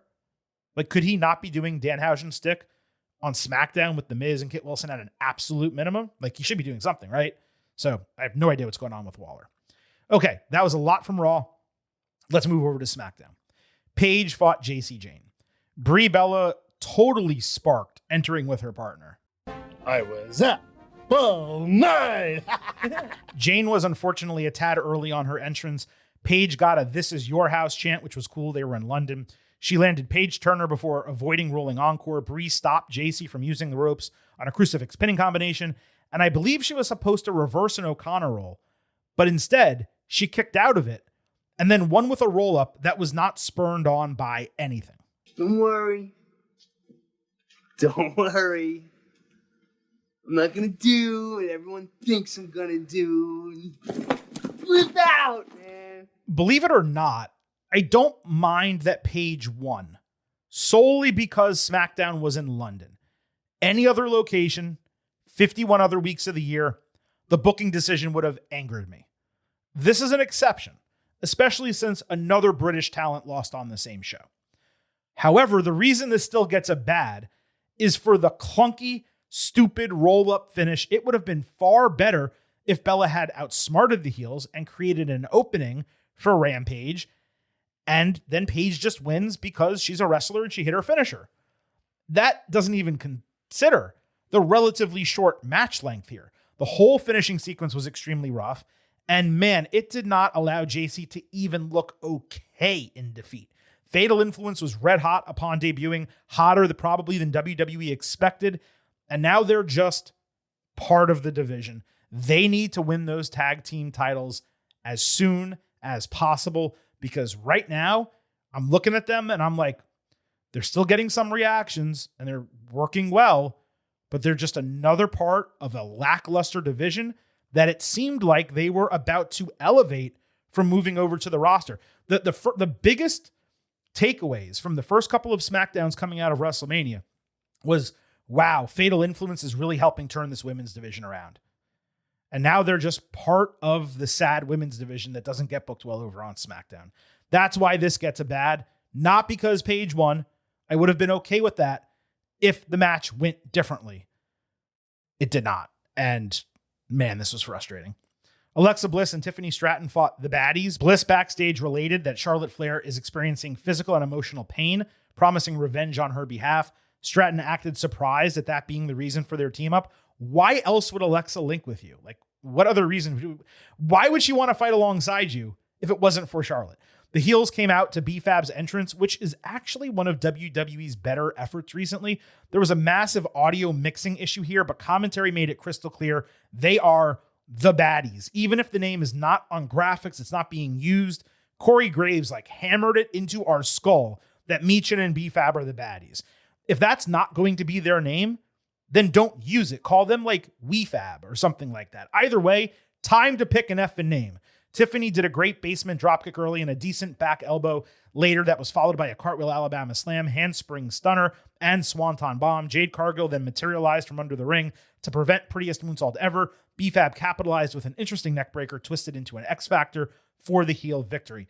Chelsea Green saved a potential post-match attack with a kendo stick, running down to the ring like she was Braveheart, but after nailing B-Fab, she tried to hold it while climbing into the ropes, lost it purposefully, so she dodged Michin and Jade to save Tiffy, who hugged her for the first time in response. Michin carries, but I'm into the baddies as a legitimate team in this division. The presentation is there with B-Fab's entrance. They have strength in numbers. They should get more work. This was about Chelsea coming together with Tiffy and doing something to establish the heels, and obviously this plus what happened later It played out during Night of Champions. Not the most exciting match, but it was the best Stratton has looked in a long, long time, and it accomplished its goal. I saw people upset that B-Fab beat Tiffy. She didn't. B-Fab and Jade beat her. This was good. Green later fought Cargill. Jade demanded this match backstage, given Chelsea snuffed out their celebration. Jade did a nice ringside fall-away slam early. Chelsea came back with an equal missile dropkick. Cargill avoided Unpretty Her, but landed her big boot on a second attempt, plus Jaded for the easy win. Cargill attacked after the bell, so Stratton and Bliss saved. The baddies ran in with Tiffy eating Jaded to end the segment.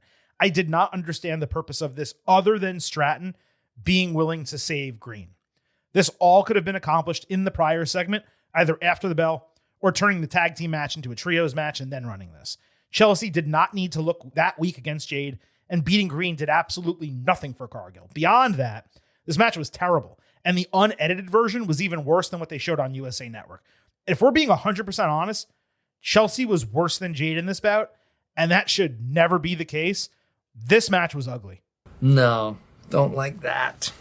That is one big pile of shit. Lyra Valkyrie got a promo package where she was completely frazzled out of her makeup, looking rough while crashing out. She was bothered that letting the frustration out one time has led everyone to forget that she's been the bigger person who bit her tongue and sacrificed her own success over the last year just so Bayley could soar up to the top with her and hopefully become women's tag team champions. Valkyria reminded that everyone knows she can succeed herself, considering she was the first Intercontinental champion. And while she did not want to hurt Bayley, it felt good to get hands on her and close the gap a little bit. This was great. Full-fledged character development, exposition, feud setup. Lyra was careful not to play too much into a heel role. Rather, she was just honest about her frustrations, having spent a year attempting to achieve something, but not having it pay off. We're frustrated at that for an entirely different reason, and it was cool to work that into the gimmick. For longtime fans of hers, this is particularly fun, as it seems like the craziness of Bayley and Tatum Paxley has rubbed off on her. There were huge Paxley vibes in this segment. I would bet we see Tatum next Monday night on Raw. I'm a little hurt because I badly wanted them to be a trio. Maybe this is a situation where they're split for now. They have a match, but Tatum gets them back together. Fingers crossed. I just want to see them as a group. I think it makes a lot of sense having a veteran, someone who is a little bit, more experienced than Tatum on the main roster, and then a relative neophyte, all kind of working together for the tag team titles, for women's singles gold, etc. It would be nice to have something like that on Raw with them, especially considering Judgment Day is also on the show and they're a trio. They could even lead to Judgment Day breaking up. But this segment, Lyra, her solo promo, no brainer good. The AAA Cruiserweight Championship was on the line. Rey Fenix defending against Nathan Frazier. This was a straight up barn burner. Phoenix hit a froggy crossbody, huge ringside splash early before Frazier answered with a tope cannonball. Fans were frustratingly quiet for the first half of this match. They made noise on moves. They didn't really get amped up. I'm sure that was partially due to neither guy being given time to get over as characters, something we've discussed many times before. Frazier hit a superplex, but after a counter, they simultaneously kipped up and did head kicks, actually selling them.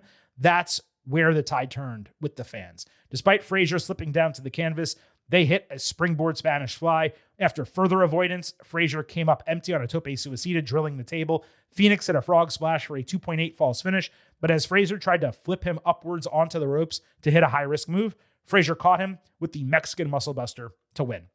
And by the way, the MMB, it is one of the more fun finishers in WWE right now. It's nice that we're actually seeing it.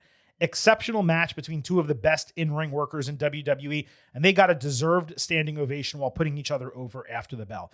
Could have been even better, of course, with more time. They fit about 20 minutes of work into however long this was, 12, 14 minutes. I don't believe the listed time on the match that I read.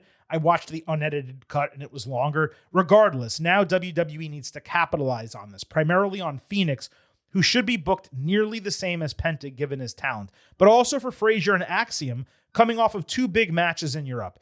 There's so much to do with all of them, and WWE just needs to get it done. With SmackDown moving to 2 hours this Friday, I just don't know that there's going to be time for this tag team division.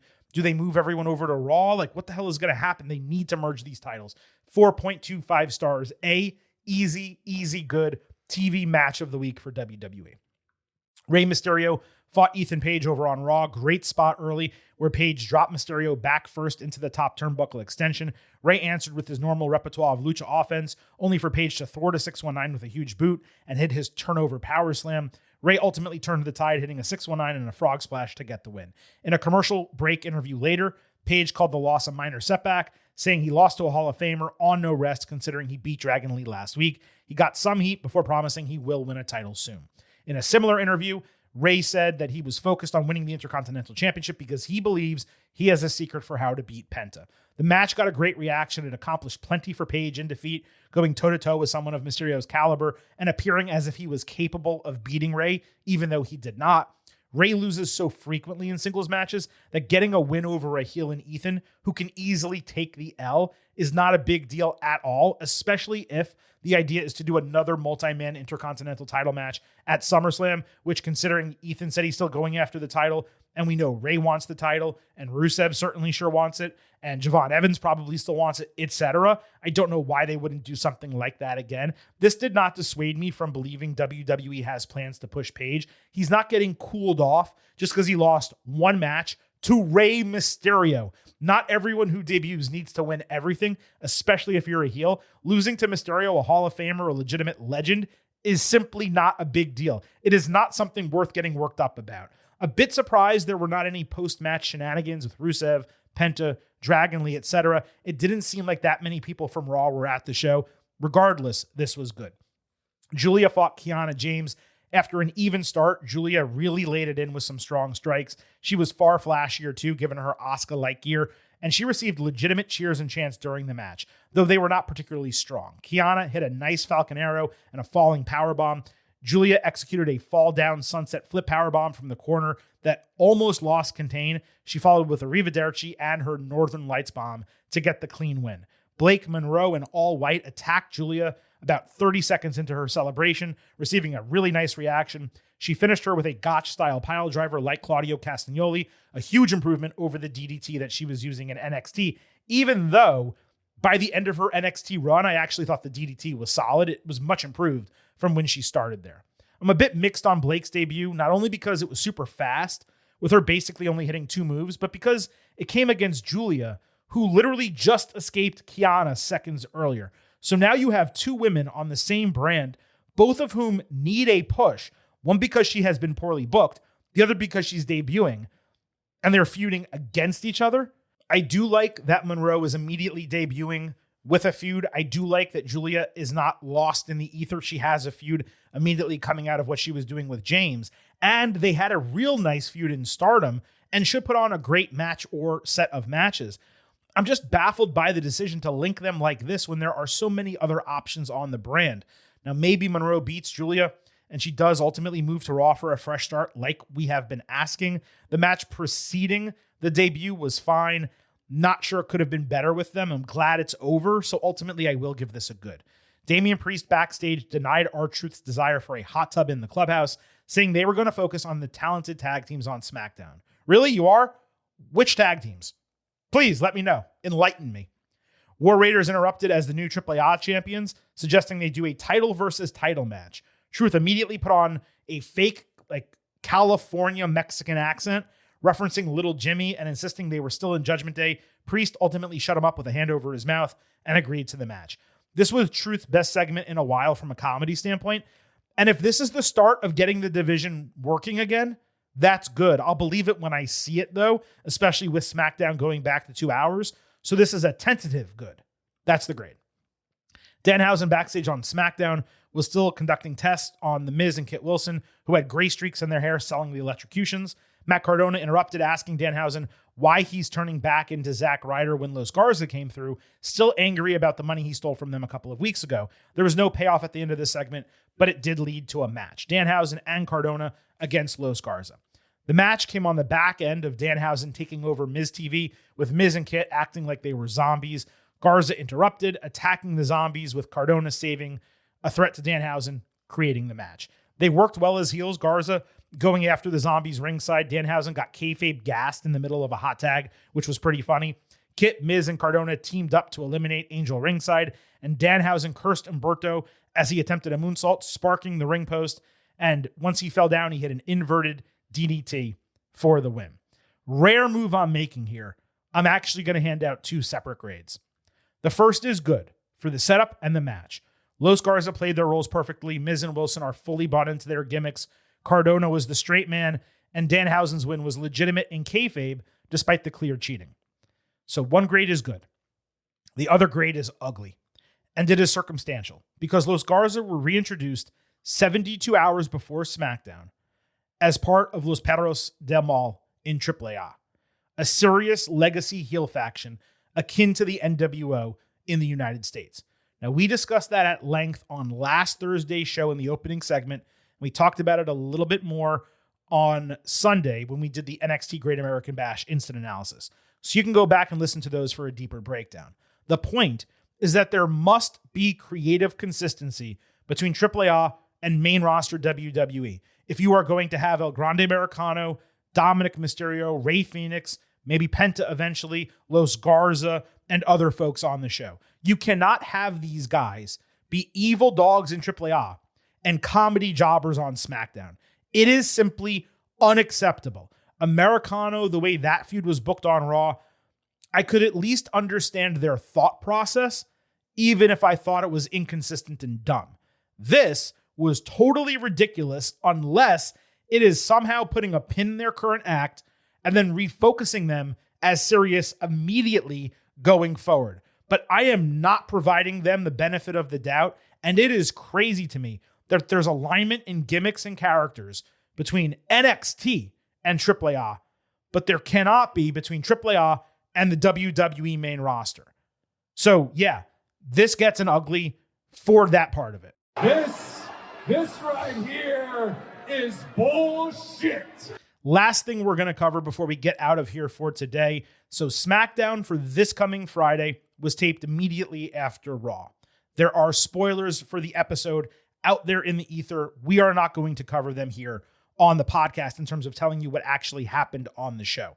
What I will do, and you can skip ahead, 60 seconds if you don't want to hear it, is I'm going to share a non-spoiler card, basically the segments that you can expect for SmackDown on Friday that do not involve talking. So just in-ring segments, basically, and notable things that happen on the show. Again, these are not spoilers. You're going to get Cody Rhodes versus Jey Uso, Rey Fenix against El Hijo del Vikingo, so a AAA talent. This is why I bring it up. Another situation where you need alignment. He is currently a champion in AAA, fighting another champion in AAA on a WWE show. So I'm not going crazy about it right now, but I want to see how they explain this on Friday. Charlotte Flair, Tiffany Stratton, and Chelsea Green against Jade Cargill, Meechin, and B-Fab. Brie Bella against Laney Reed. Sami Zayn, his first appearance as WWE champion, and Adam Pearce as acting general manager because Nick Aldis is suspended. We discussed that earlier. Now, there are circumstances to some of these matches, and I've seen a lot of reaction to this already. Pure assumptions, negativity, and pessimism. Well, because this thing happened, clearly that means this other thing is going to happen. And if that happens, well, that means this person got buried and it's going to be terrible. I don't understand what's going on right now in the IWC. This is certainly not anything new necessarily, but we just got off a month where people assumed a ton of shit about WWE creative. And it got proven wrong bit by bit, both on television and at Night of Champions. And my question is, have you guys not learned your lesson to just chill, watch the product, and then if you don't like what they do at that point, you can go ahead and complain about it? We try to give you as many angles as we possibly can on this show. But what we do not do, and one of the reasons I believe our listenership continues to grow and we get so many positive comments, is we are not pessimistic for the sake of being pessimistic. We'll give you the potential of, hey, if they do this, really wouldn't like that, but they could also do this. And if they do, if they execute it that way, it could be awesome.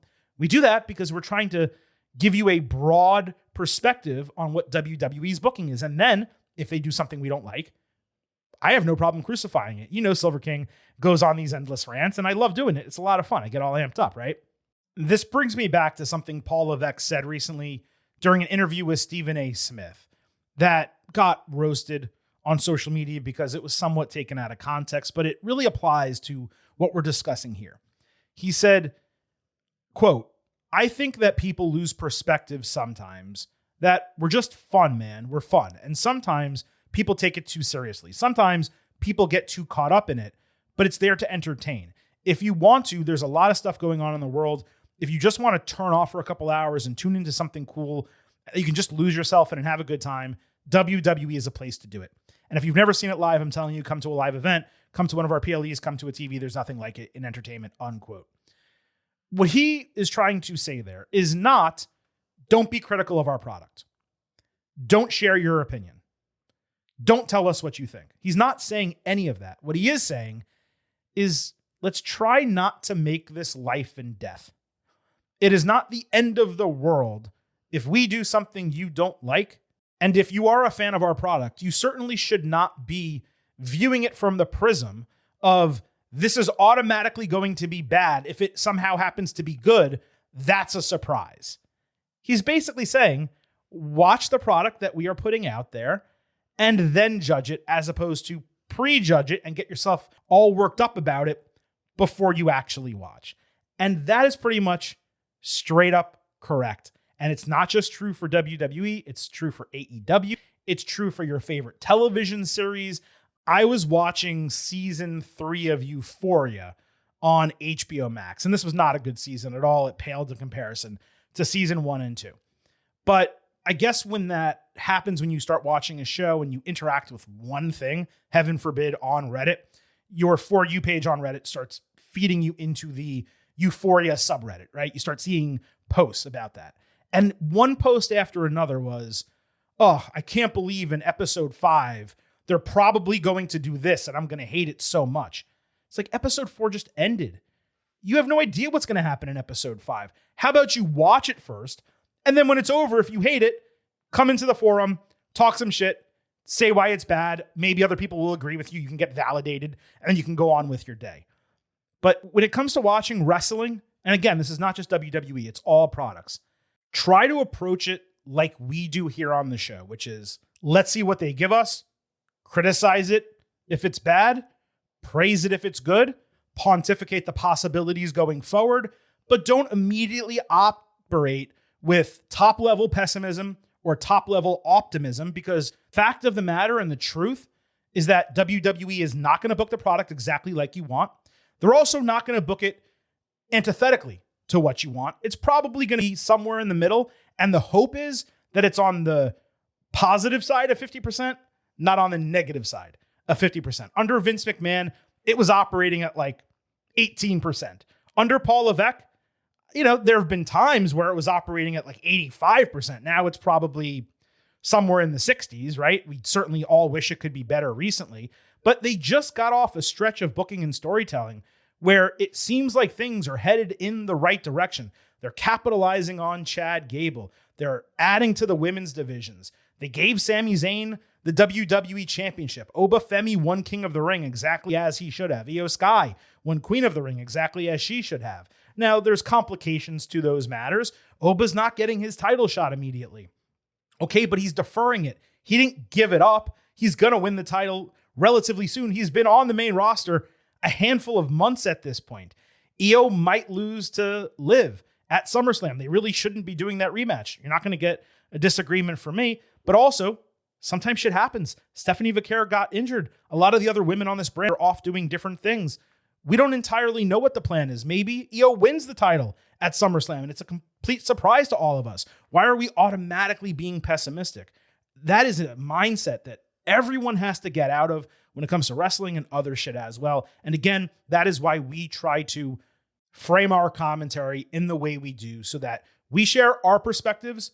We give you potentially both the positive and negative take on a situation when appropriate, and then you ultimately get to decide for yourselves. We're not trying to tell you how to think. We're telling you how we think and how WWE might be thinking, and try to calm the waters a little bit too. So I just wanted to say that before we get out of the show, because man, this shit has been frustrating to see online, and Silver King has been trying real hard to stay away from all of that. We haven't been going over that in the news segments. We haven't been letting it infiltrate much of our show. But I saw, again, the non-spoilers from SmackDown. I saw one spoiler of what actually does happen, and people are going crazy, assuming the worst, when we literally just came out of a situation where people assumed the worst and didn't get any of it, and everything was booked properly. And now you're just going to be negative again. Like, there's got to be better ways to spend your time and energy. All right, let's get out of this episode of the Getting Over Wrestling podcast. A reminder on our way out. First, we have not one, not two, but 3 instant analysis podcasts, potentially still waiting for your ear holes in our feed. WWE Night of Champions instant analysis. You should have already listened to that before listening to this episode. NXT Great American Bash instant analysis. Ideally, you listen to that before NXT TV this week. AEW Forbidden Door and TNA Slammiversary instant analysis. Make sure you listen to that as well. Our next show will be Thursday, talking NXT and AEW. We'll do any second look content from Great American Bash and Forbidden Door. More likely than not, we'll just focus on the new television shows. And then we'll be right back in this spot next Tuesday, talking all things WWE, hopefully with vintage Chris Vannini here for the entire program. On the way out, since I did not mention it earlier, allow Silver King to remind you here at Getting Over, I happen to love the number 5. And I hope you do as well. $5 a month, $50 for the entire year. You can become an official Getting Overhead. Just visit buymeacoffee.com/gettingover. Sign up. You'll get bonus audio, the fastest 5 minutes in professional wrestling, instant reactions to every major show, exclusive news, analysis posts every week. Please support us. We will be adjusting our content, but it's all additional content for you as you just allow the show to continue airing with your financial support. We would greatly appreciate it. Don't forget to follow us on social media at Getting Overcast on Twitter and Blue Sky. You get episode drops, news, analysis, highlights. You can send in questions and comments for the show on YouTube. You can listen to the show. You can watch full-length interviews. The link in our profile. You can join our Slack channel, subscribe to the show, shop on WWE Shop and Fanatics. We get a kickback from that. Find us on social media at Getting Overcast. And lastly, don't forget, It's all about the 5. head over to Apple Podcasts and Spotify. Leave a 5-star rating on Apple. If you take some extra time and you leave that 5-star written review, we will read it live right here on the show.